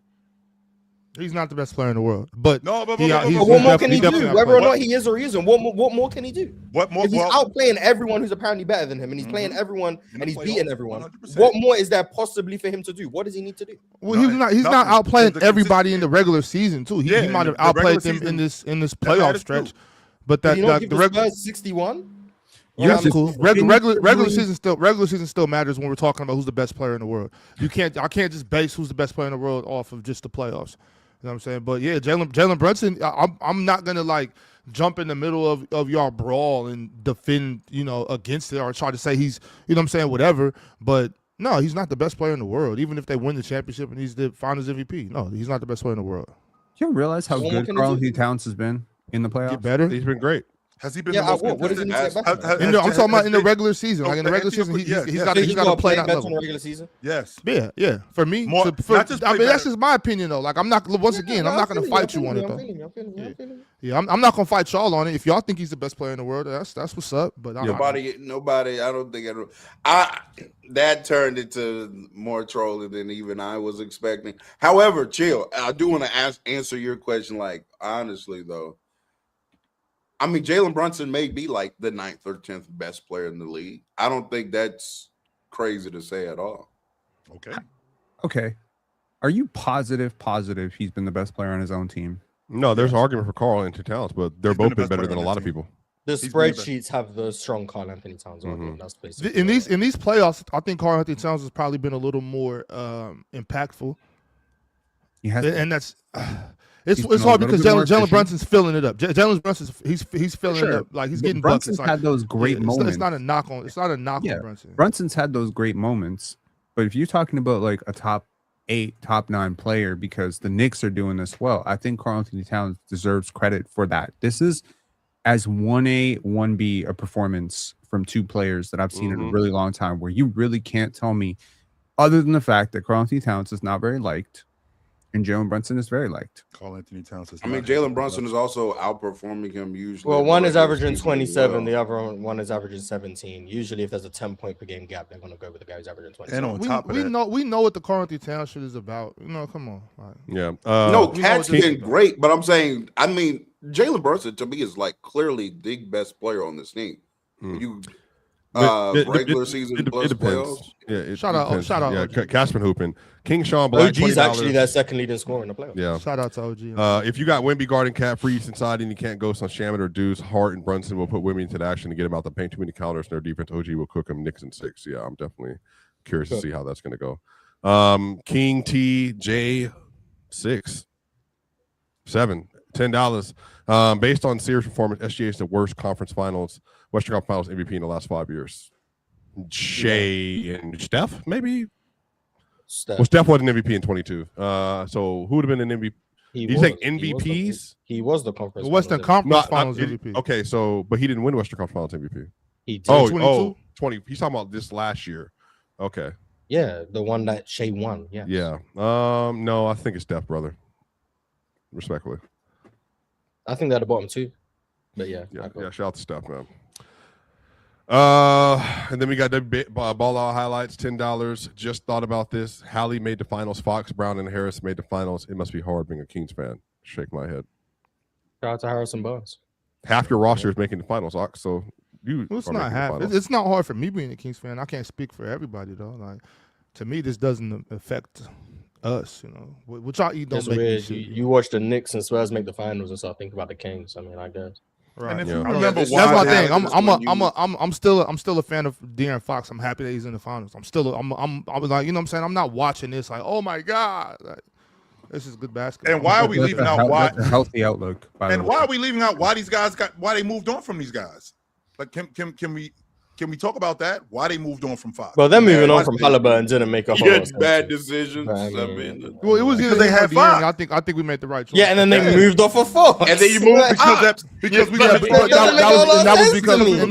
that was because Mike Brown took the ball in his hands and he had to watch my man. I wouldn't have got rid of Halliburton. Owner sucks. I want to throw that out there. Your owner sucks. Either way, like this shit has nothing to do with the Kings. Like I don't know how other Kings fans feel about this. I don't care about that type of shit. Like this is they're not on our team anymore. I don't care about what they do in relation to us. Like I'm still. This is why the habits and traits that you have, ladies and gentlemen, is they carry forward momentum. Ox is so used to the Kings being shitty that like it doesn't even affect him when he's seeing the outcomes of the shit process. He's so used to the shit process. These aren't outcomes of us. This is a whole nother team. You got rid of Fox. The finals. This is not. See, this is the way that y'all can't live your life, man. That type of shit is not healthy. Y'all need to stop. Y'all need to stop worrying about what's in your neighbor's driveway. Okay, keep your eyes on your own business. Mind your own damn business. You know what I'm saying? Like I don't allow what other men do. You know what this is? No. So no, but still, this is hold on, because this is not that.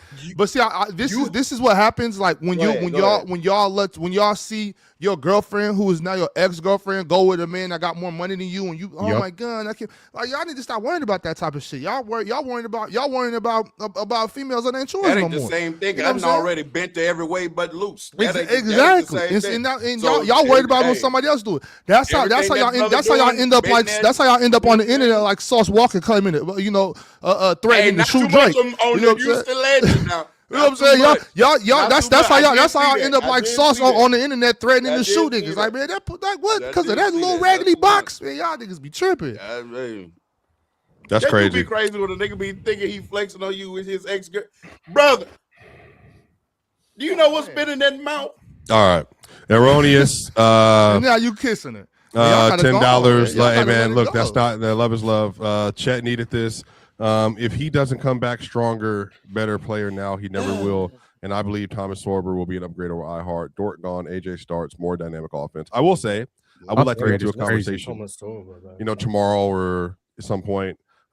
Do they just need to go offensive centric about SGA in the future instead of the defensive cap? We don't have time for that now, but I would be curious to see what y'all have to say about that. I think the offense needs to change, Swiper. Yes, I do think they need to be healthy. They've been leaning that way. Right, they've been leaning that way. They got Jared McCain. That's definitely an offensively leaning player. Yeah, right. Agree. Thunder up 404, $10. I'm a Thunder fan. I'm a basketball fan first. And that game 7 was great for the NBA. Wemby playing in the finals in year 3 is great for the league. Excited to see what Presti does this offseason. That's a very hopeful look. Yes. Shout out to Dwayne Wade, man. Shout out to Dwayne Wade. Yeah. Drink more water. Shout out to you. $10. Hopefully Chet's career doesn't get rewritten after this series like Ayton's career did after the finals in 21. Suns fans all but packed his bag, and I feel like OKC fans are doing the same thing. Yeah, they definitely a lot are for sure doing that. Very emotionally downtrodden by better that. than Ayton, by the way. No, he is. Andrew Johnson, 8919, $10. In my opinion, 2012 Braun and KD would be the 2 best players in the league today. If you drop those versions into today's game, what is the worst team either one could be on and be a legit contender? You could put Brown on any team in the NBA today, and there would be a contender. I do not think LeBron and the Pelicans would be a contender. I said any team. But could you put him on the team? I said any team. If they're a team in the NBA, I said you put 2012 LeBron James on any team, and that includes any team. Yeah, because it's 2012 LeBron. He's so much better than everybody in the NBA today. They're contenders. LeBron was a good player, man. Yeah, he was all right. He was all right. Good at basketball and stuff. But he didn't win Finals MVP in 2013 or 2014. Kawhi did, so Kawhi was a better player in that series. Just trying to think about like LeBron with DeMontis. And that's another thing too. Y'all got to understand that like we're actually a lot better than the other weak ass teams. But that's just what happens when DeMontis Sabonis missed 60 games. You know what I'm saying? I know DeMontis is a bum, but he's he makes us a lot better when he actually plays basketball. He's a great regular season player. He is. Yeah, and that's what I'm talking about. Okay, yeah, shouts. Teddy Hart 2913, $10. Chet needs to realize that next year it's going to be even harder for him because even though he's allergic to the Spurs, Wemby in particular, the entire league will not be looking at him like he's food next year. That's just not true. I mean, he did block Dylan Harper at the rim in the fourth let's just say for the sake of argument that I think that we get so wrapped up in right now. Like, so Chet can't go get in the gym and go, yo, I got to get better. I'm just going to come back next year and be a punching bag. Is that what's going to go on? He's going to put on 2 pounds. 1 in June, 1 in July. There's a reason why we have off seasons and guys come back and they get better. And I'm 100% confident Chet's going to come back next season better. We're not going to see the same Chet this season that we see next season. We're going to see a different guy. So I got my ass kicked by Wemby, and I played terrible in the San Antonio series. So I'm going to come back the exact same guy. Was he one of the 8 best players in this series? Nope. So just say Wemby, Harper, Vassell, and Castle. Okay, that's on the Spurs. SGA, Caruso, Cason Wallace, and then J. Will. Mm-hmm. Was J. Will better than him in this series? Probably. Hartenstein was bad. Hartenstein for sure. Yeah. Hartenstein. Yeah. Yeah, that's tough. He might have been the worst rotation player outside of Lou Dort. Lou Dort might be the only one who was playing heavy minutes who was worse than Chet for OKC. Unless I'm forgetting someone. McCain was better than Chet too. Well, yeah, and Kendrick Williams came in and played okay. Yeah, but he was more. We bring you in, but I'm Yeah. talking about like the heavy minute guys. He was probably their second worst. Yeah, that's tough. The Mega Troll, $20. I love to see this young Spurs squad win. It'd be insane feat in history books. But at the same time, I love to see Jalen Brunson get one and put on for the short kings as well. He is not a short king. Hammond Becky is going to have to eat them words. Not if Cat wins Finals MVP.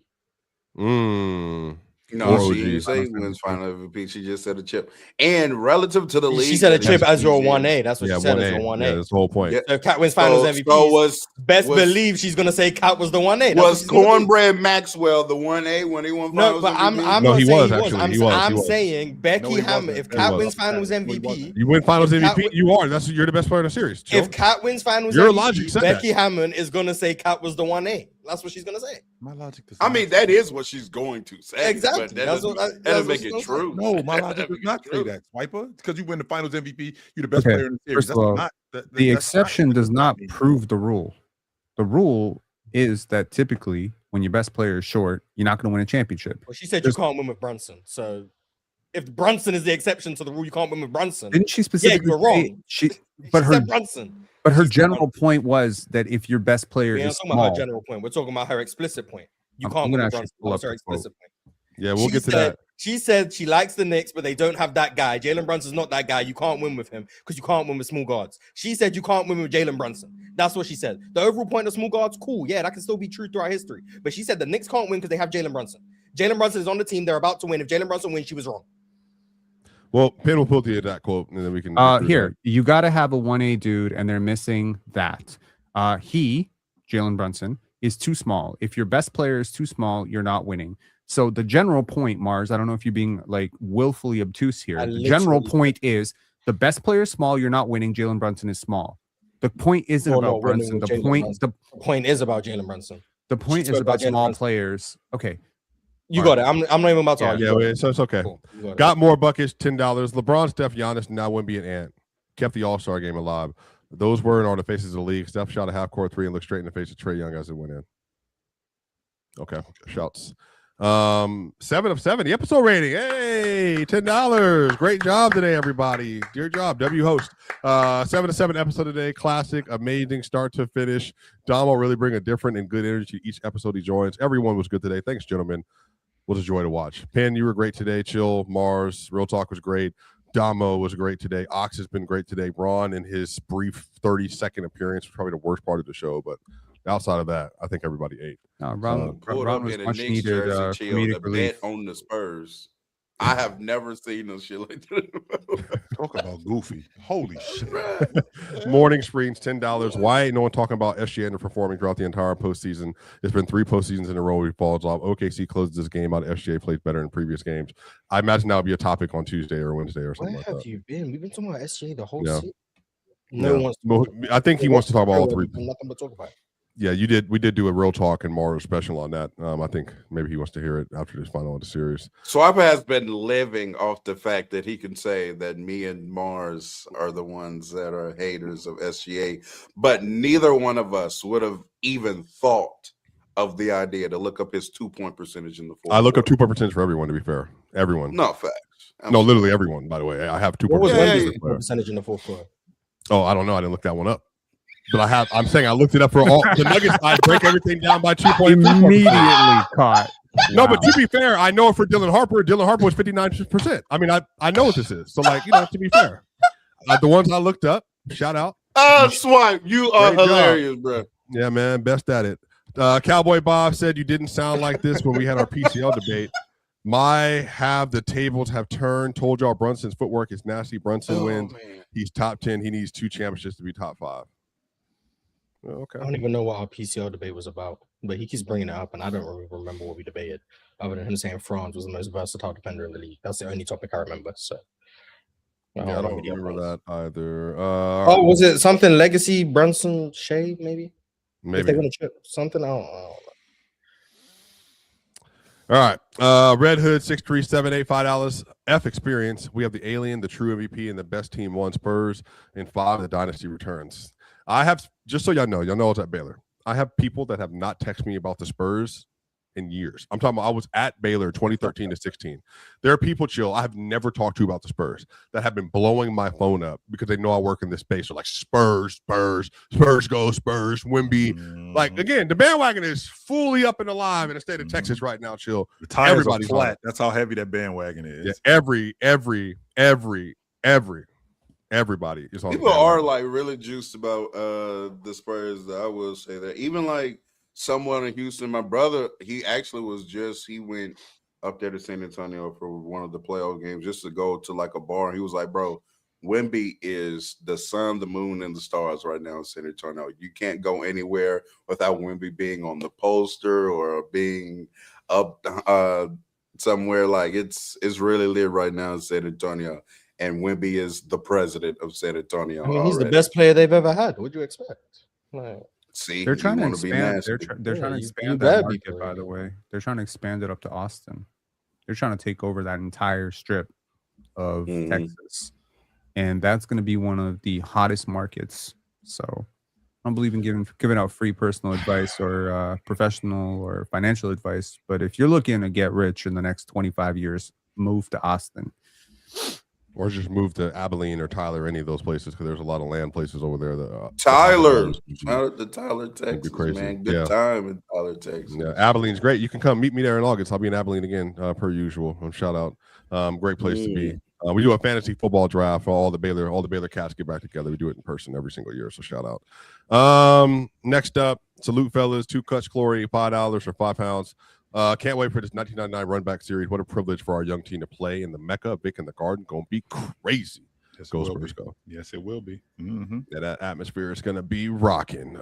We got Eric Spinoza 7789 $5.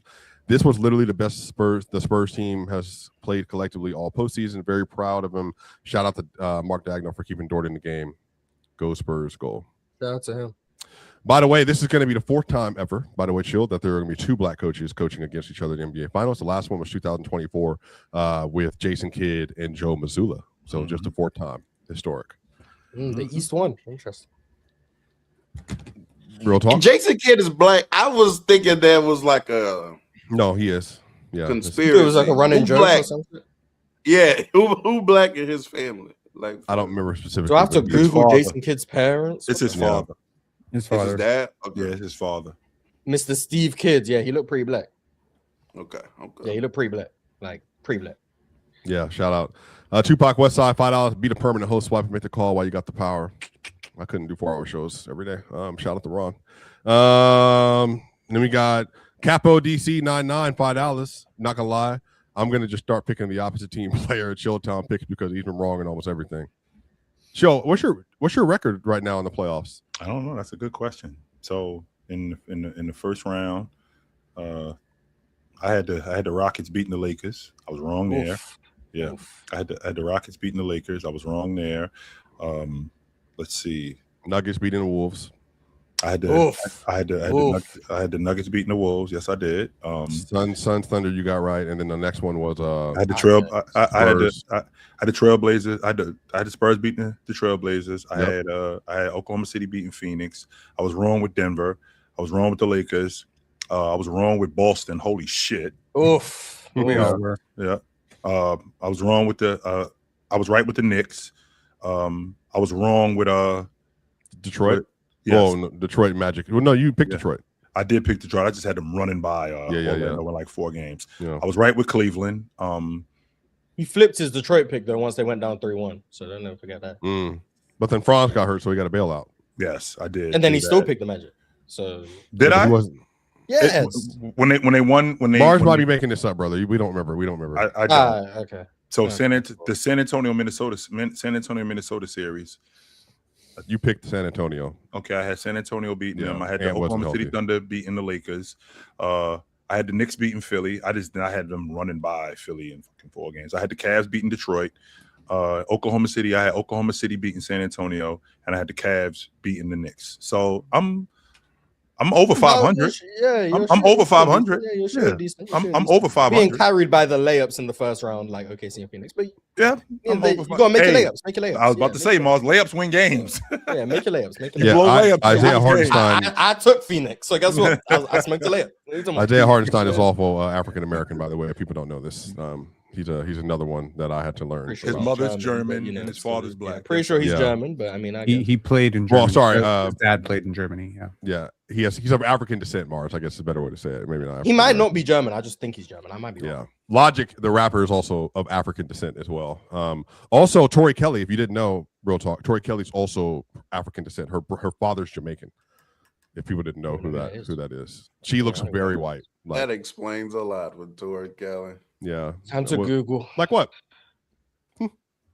She just has a lot of flavor. Oh, a singer. You know she's a very flavorful woman. Yeah. Damn, she's black? Yeah, her father's Jamaican, so yeah. And, what's the other one? Not Haley. Halsey. Halsey's black. That's another one. I don't know that person by name. Maybe if I saw her. Time to Google. Yeah, Halsey's she's black. Yep. Yeah, okay. Everyone black. Yep. She talked about this in depth, by the way. But they whitewashed her for her music. The studios and stuff did. So long story. Void Century YouTube, man. F all this NBA talk. The best player in the world played last night and got busy. 28, 15, and 4. 4-stock Asia Wilson is the gosh dang goat. Damn, you just read that when Ox ain't here. Damn, that's tough. Facts, man. Shout out. Oh. Yes, of course. Yes. As soon as that happens, goat. pop up like the boogeyman. This man ran back to his side. And the best there ever will be. Interesting. Yeah, man. Shout out. Next up, we got Jigsaw Puzzle, Canadian dollars, $5. Swiper, you need to watch Dorohedoro. I just been season 2. Boy, what a cliffhanger. It has amnesia, time travel, multi-personality done right. Mars, go ahead and send that to me in the group chat, please. Please send that to me. Message me real quick in the group chat so I can make sure to save that. Did you watch the series finale of Euphoria? I haven't even finished. I haven't watched season 3 at all. I've been waiting to stack up. Was it good? I refuse to believe you guys watched that. That's cool. They made 26. It's good acting and it's good cinematography. Wait, they made 20? That show is nonsense. It's they made 26 show, episodes in 7 years. That's insane. Yeah, bro. Yeah, and now it's over. Yeah, 7 years in high school. They were in high school 7 years. Well, or are they in college? Right now they're not in high school. They're not in high school in season 3. Okay, all right. Well, I'll turn it on. Next up here, EKZ 1812, 5 pounds. Spin. What's your worst take? T-Mac and SGA over 26-17 Steph, or Austin Reeves is a better scorer than Giannis in 2026? You had AR 10th and Giannis off your list, and you stood on it. I stood on it for 12 seconds. I'm pretty sure That's I took a long it back. time to stand on that. I'm not going. I'm pretty sure I took it back the next day because I realized I made a mistake and didn't keep Giannis. You said Austin Reeves is the best scorer than Giannis? On his list. Not explicitly. I just forgot to put Giannis on my list, and then okay, that's okay. Cool. Yeah, you're off the SGA better than Steph thing, right? This one, the next one. No, he's not. No, he isn't. He better than Steph. He better than Kobe. You know that he's not. No, he's not off that. He's still on that. Third best guard ever, behind MJ and Magic. Just be on the subject of guards, and you brought up Euphoria, Pipe Swiper. When you get an opportunity, the Jerry West documentary on Prime is awesome. Okay, it's absolutely fantastic. Okay, yeah, I'll watch that Jerry West documentary. Mars, can you please send me that Jerry West documentary on Prime, please? Thank you. Oh goodness, it's 2 things, Mars. It's literally 2 things, brother. 2 things. I'm doing a lot here. I'm running the show here, brother. Leandre McCoy, $5. Past 5 years, Nuggets, Celtics, Thunder, Spurs are so stacked and young. This is the next dynasty in this era of parity. There may be no more dynasty. Chill, you might be 100% right, brother. Next year, not going to be the Spurs. Matter of fact, Chill, it's going to be like the Magic on a reboot. It's going to be somebody that we ain't talking about. That's who it's going to be. It's going to be somebody that we ain't talking about. Why don't we throw? We should pin. Is it smart to just say I'm going to throw $10 at every team that's like a plus 800? I'm just going to throw $10 at them. You better watch out for the Wizards next year, man. I got them making the playoffs, Mars. Or that Trae Young can't win. We'll talk about this in the necessarily. offseason, but I got them making the playoffs next year. Not If Anthony necessarily. Davis stays there, I got them making the playoffs next year. But I mean, like if there's a specific team that has an Make underlying Mars. factor that you maybe feel like is not being properly weighted, like those odds are typically fairly weighted in favor of the casinos. So it's not a good deal. It's a fair deal usually. But last summer when I saw the futures for the Spurs championship, I was just like 62-1. Okay, yeah, that's underrated. When I saw Raptors over underline at 36.5, I was like, yeah, that's underrated. So yeah, there's sometimes you get it wrong, right? But most of the time, Vegas knows better than most. Are you going to cash out or are you going to? I cashed out already of my Spurs $500 bet. Yeah, I stupidly cashed out after Game 5. Cost myself the boat. Yep. Damn. Bye boat. Yeah, now shout out to Splash. I'm better at game-to-game stuff than I am preseason prediction stuff, Pin. And somebody said, chat gave me a book suggestion. I will be doing the Dune Book Club in June. Like once we get after the NBA Finals, there will be a book club membership going out, so y'all can join. We will be reading through the first 3 books of Dune. Shout out. Can't wait to do it. Mars, I know you don't. I don't know if you care about reading or not, but I think it's going to be fun. Enjoy it. It's your thing. Batman Goat dash Y4V $20 shade below the rim to bar to Rosen with a whistle. Real talk. Awful. Did you say that on your timeline? Awful. Yeah, people got mad at me because I was saying a fact that this was before Game 7, but I said he was having a DeMar DeRozan-esque scoring series so far against the Spurs, and he was. It was subjectively a fact. I don't know why he mad at me. Yeah, but if DeMar was as good as Shea was defensively, I think that was Shea good defensively. Shea was not that good defensively in the playoffs, man. He was cool. Yeah, but DeMar was a pylon defensively. That's fine. There's levels. There's levels to bad.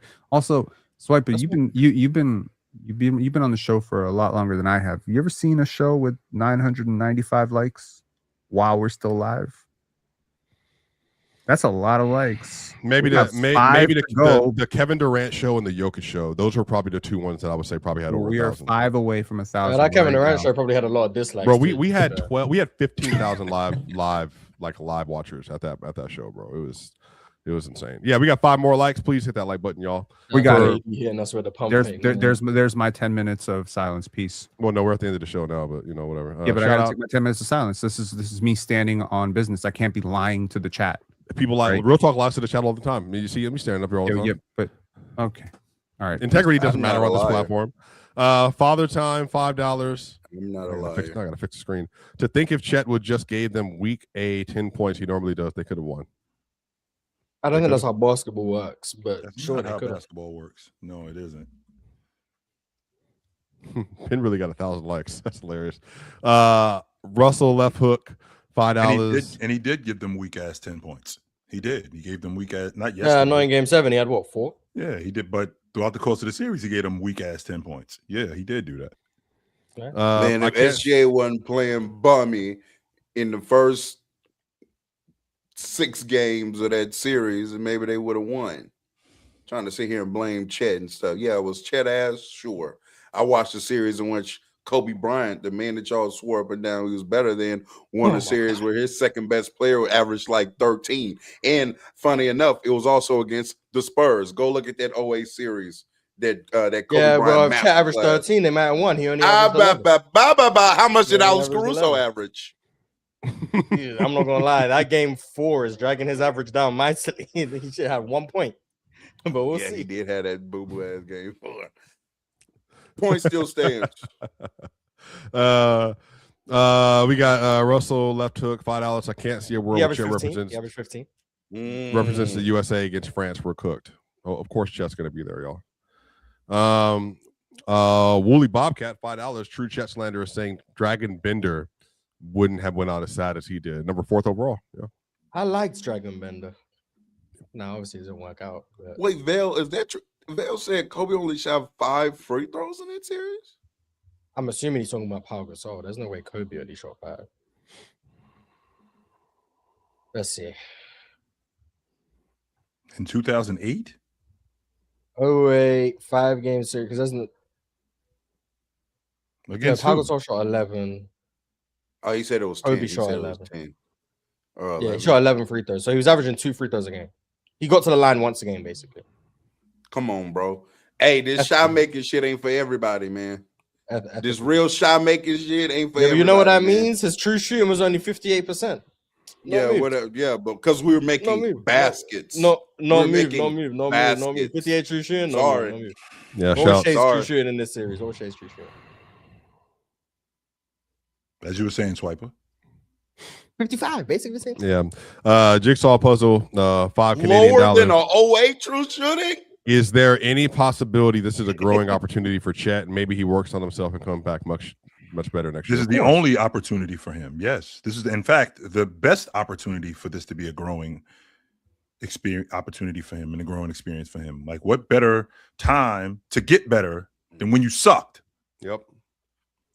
We got Medved Ted 5A, Australian dollars. I don't know. If this was an issue last year, why did OKC give Chet 5-year, $250 million rookie max extension? Because I think all of his positives outweigh the negatives. Like, you think these teams don't analyze their players and how good they are and what they're good at and what they project to like improve at? Yeah. Like, do you think these teams just throw out money just to throw out money, or do you think they aren't looking at their players? Oh, this is what they're good at. This is their strengths. This is how they help our team. Sometimes this is what they're not good at. How do we project that improving? Are we willing to pay this guy considering the weakness? Like, they go through all of that stuff, and they view Chet as a player who his strengths are strong enough to where his weaknesses still make him worth 40, 45, whatever a year. That's how they view him. Right. Medved Ted $5. Yeah, Chet was bad in Game 7, but SJ back-to-back MVP laid an egg and scored 4 points in the fourth. Casey Wallace 14 points in the fourth, but the one that showed up. I thought Casey Wallace was going to win him the game. Yeah, the only reason he missed the three was because of that. It was a late clock with 20 seconds left or whatever. More super chats. Jonathan Frazier $5. That hip injury Chet had looks like a fraud athleticism he used to have. Now he's not skilled enough to compensate for that loss in his game. That's what it looks like tonight. He just doesn't move the same as he did those first 10 games. But I don't know if it's because of that or like he's 24, man, old man. Like, it's had enough. Touch Vigor TV, $2 Canadian. Do y'all think SJ will get better or stay the same?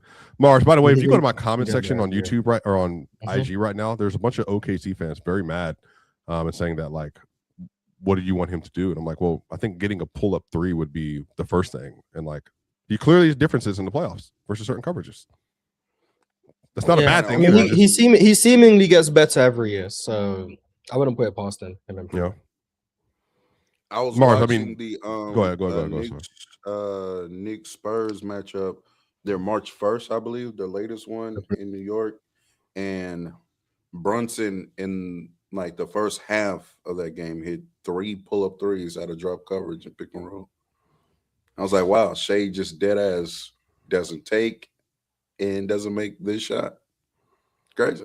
Yeah. Pull-up threes are a difficult shot, man. Like, people going like the players who can make and take pull-up threes at a high clip, that's difficult to do. Like, very good players. Absolutely. Yeah. Eagle Nation 97882 $5. Swipe a Myles Garrett to the Rams if they don't win it next year. It's a major failure. But the thing is, they're set up because they got Ty Simpson, number 13 overall. So they'll have a young quarterback and have an elite defense. And Myles be elite for the next 3 to 4 years at least too. So their window is very, very wide open. Best defensive player in the league. Might be best football player in the league, real talk, if you tap into football this year.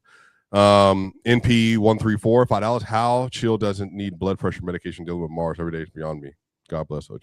What did I do? What didn't you do today, Mars? MP 134 $5. Jalen Brunson is the playoff player people used to think Jamal Murray is, except he actually performs consistently. That's unfortunately been true the last 6 series for Jamal. Oh, there's a report that Wemby's going to get a Supermax extension. Breaking news. Well, we got to see a little bit more time from him, personally. $10 super chat. Teddy Hart 2913. Chill. Yes, Chet can get better. Is that his performance this playoff likely emboldened the field because they all saw what we saw? Chest issues is in his chest and behind his ears. Can't teach heart or resolve. Mars, I think you're right. You definitely want to take a look at the measurables and things you can look at, but I do think there's a big aspect to a much about making those moments great. It's about what happens between your ears And I think Chet just needs to develop some of that.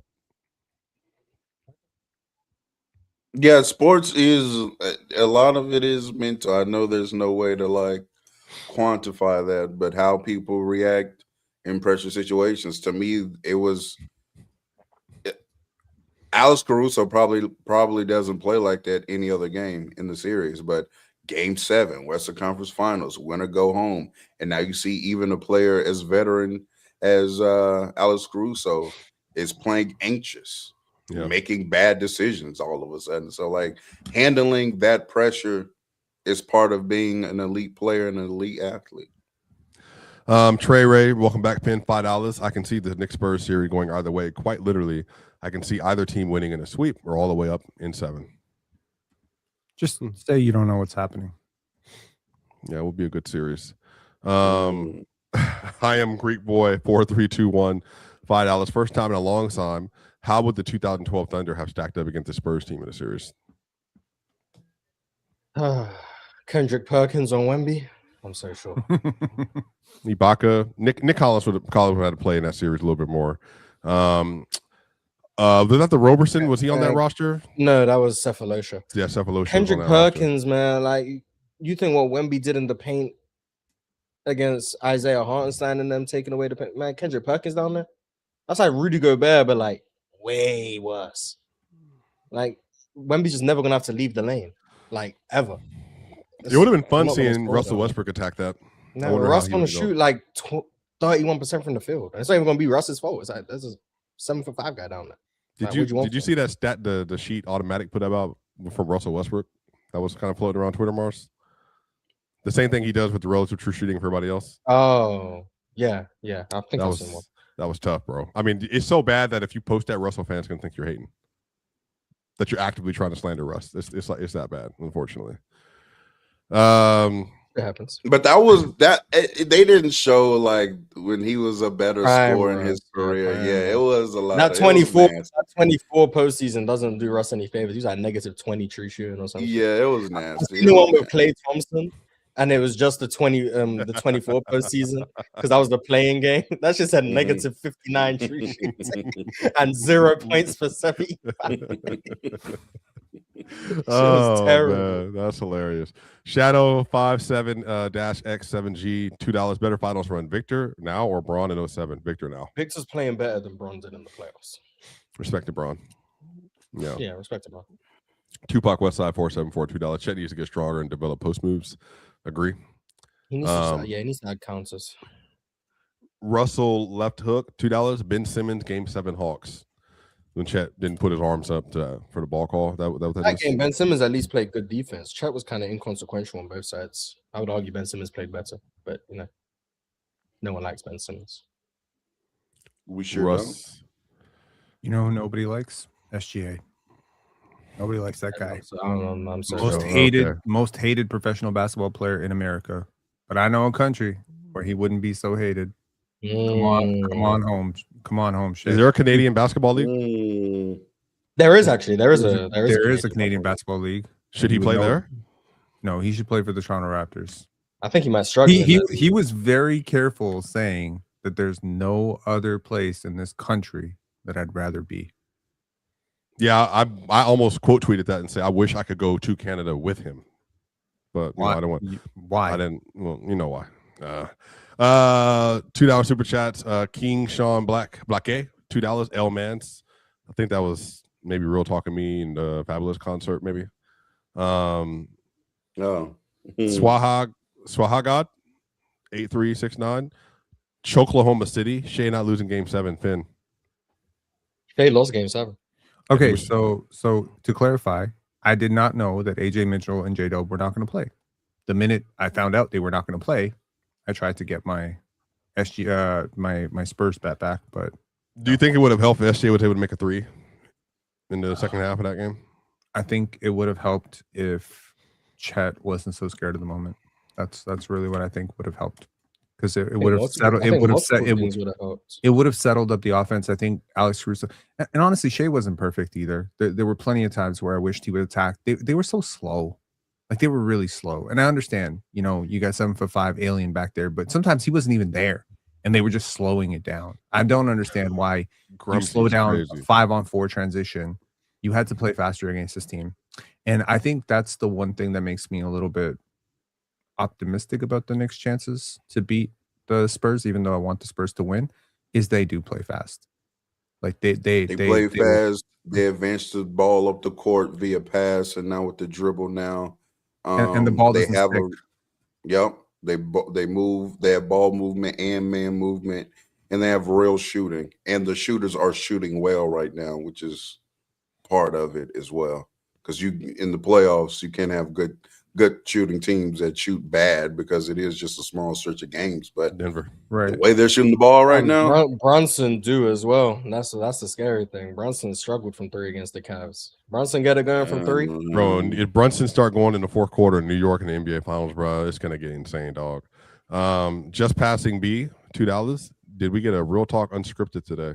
No, you were pretty in line today. Nothing unscripted, I would say. No, that's the name of my pod that I do sometimes on Monday.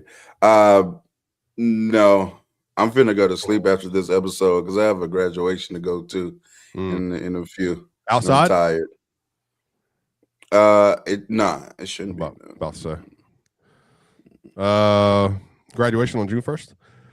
Teddy Hart, 2913, $2. I knew my reply to chill would get read too late. We had a lot of. If I was hosting. We had a lot of big money super chats today, so I do apologize for being a little bit late. We got Tulisama, $2. Swipe it. Does Aaron Donald come out of retirement now? No, he is enjoying his off time. I hope he doesn't. Stay with your family, my brother. Stay with your family. Open Playbook 8316 became a new YouTube member. Shout out to you. Appreciate that. Ryan 1017 became a YouTube member. Shout out to you. Appreciate that. Welcome to the family. Vaughn 44448 YouTube member. Shout out to you. Thank you so much. We got Mexstream became a YouTube member. Shout out to you. Amazing. It's just Mexstream. Mexstream. Yeah. Infamous Ghost 6552. Shout out to you. Became a YouTube member. Then we got Dre Ross 03 became a YouTube member. Great. Appreciate that. W chat as always, the Godfather 651. The chat was great today. You all were spectacular today. This was all the Hall of Fame performance from everybody. Actually, the chat and the people on the show today were excellent. Austin Mendiola, F8 Fly became a YouTube member. Shout out to you.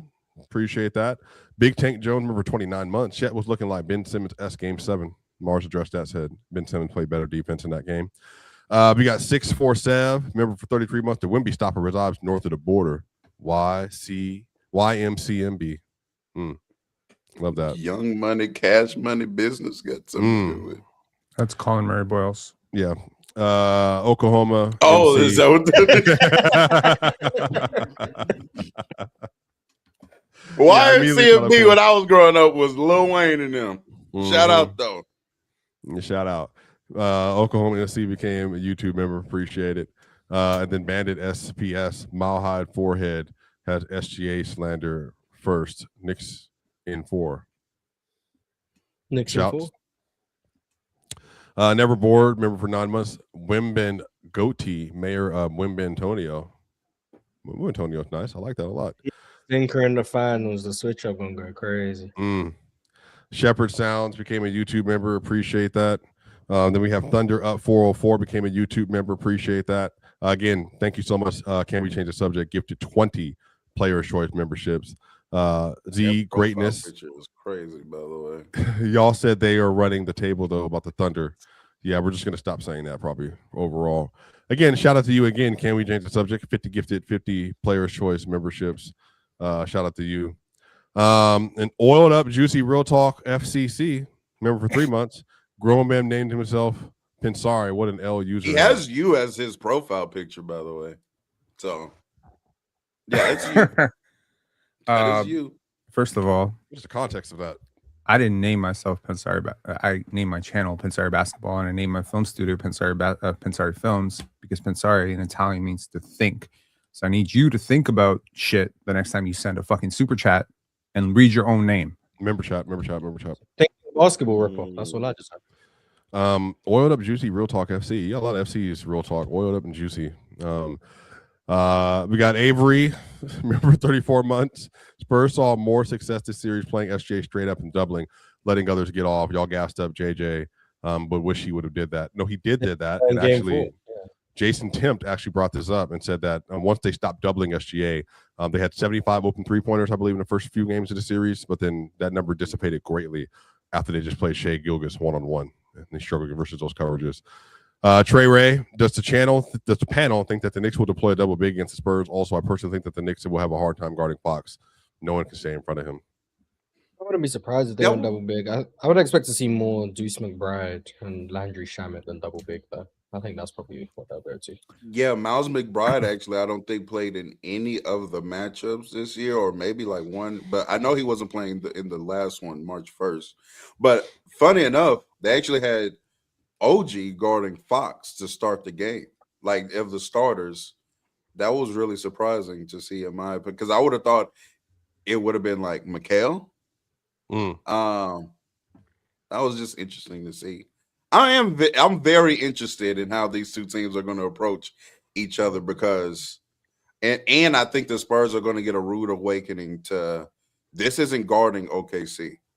This is a much better offensive unit right now than OKC is, with a lot of offensive talent. The things Karl Anthony Towns could do at the 5 spot is kind of crazy. I saw him get a handoff and like bump, one hand float, touch off the glass. He's one of the most offensively gifted bigs we've ever seen. It's just like it's going to be a problem. He's a problem. You're gonna have to. But do you think that given that Karl Anthony Towns has this 1 minute man tag on him, given to him by somebody on this panel, do you think that there's a chance that Wemby does to him what he did to Chet, which is just make him afraid of his own shadow and just make him a jump shooter? And just because I think one of the greatest things about Karl Anthony Towns has been ability to drive and his ability to pass. And again, that ability to pass, because he is sometimes a little bit slow with those passes, it's going to be mitigated a little bit by that aggressive defense and those guards. I also want to say the king of the tri-state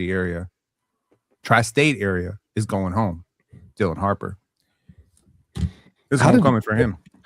Yeah, we're gonna make decisions on the move. That's it. That's just gonna make him. Yeah, Cat's not Chet in the fact of like, well, number one, they're going to try to keep Wemby off of Cat in the first place, especially if Josh Hart is out there. He's going to be roaming off of Josh Hart.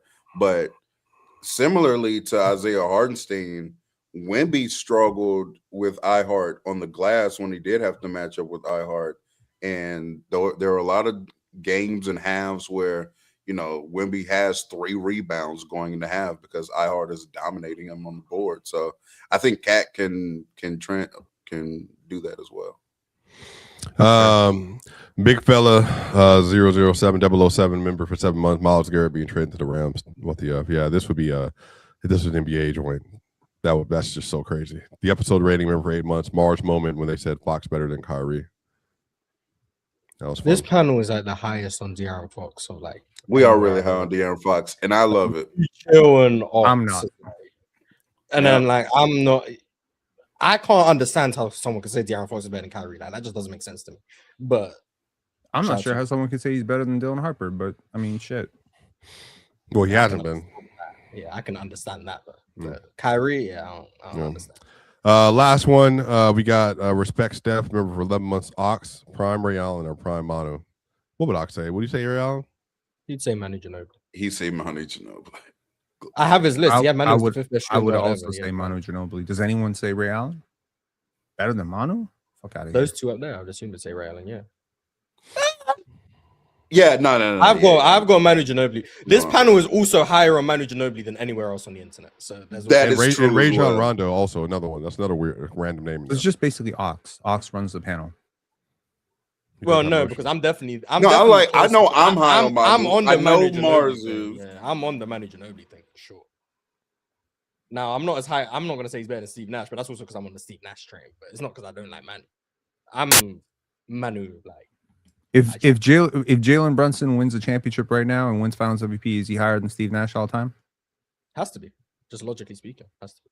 Two MVPs. Mars doesn't believe that, but I am. Yes. All right, y'all. That's going to do it, y'all. We had over 4,100 people watching this live. We had over 1,000 likes on the stream. Thank you, Penn, for the work and the service of getting 500 extra likes. Shout out to y'all. This is a great community. PC is the best basketball show. The panel, there's nobody else like us. Shout out to everybody that made it a point to appear today. Penn, thank you for coming off the bench, man, and giving a historic performance off the bench. You were the Dylan Harper of the episode today. We appreciate you, bro. You stepped in greatly today. Real Talk was excellent. Mars, Ox, everybody else that showed up today. Make sure y'all like the stream. Shout out. We will be back with you very soon tomorrow at 11 a.m. Y'all know what time it is? Peace. Christmas.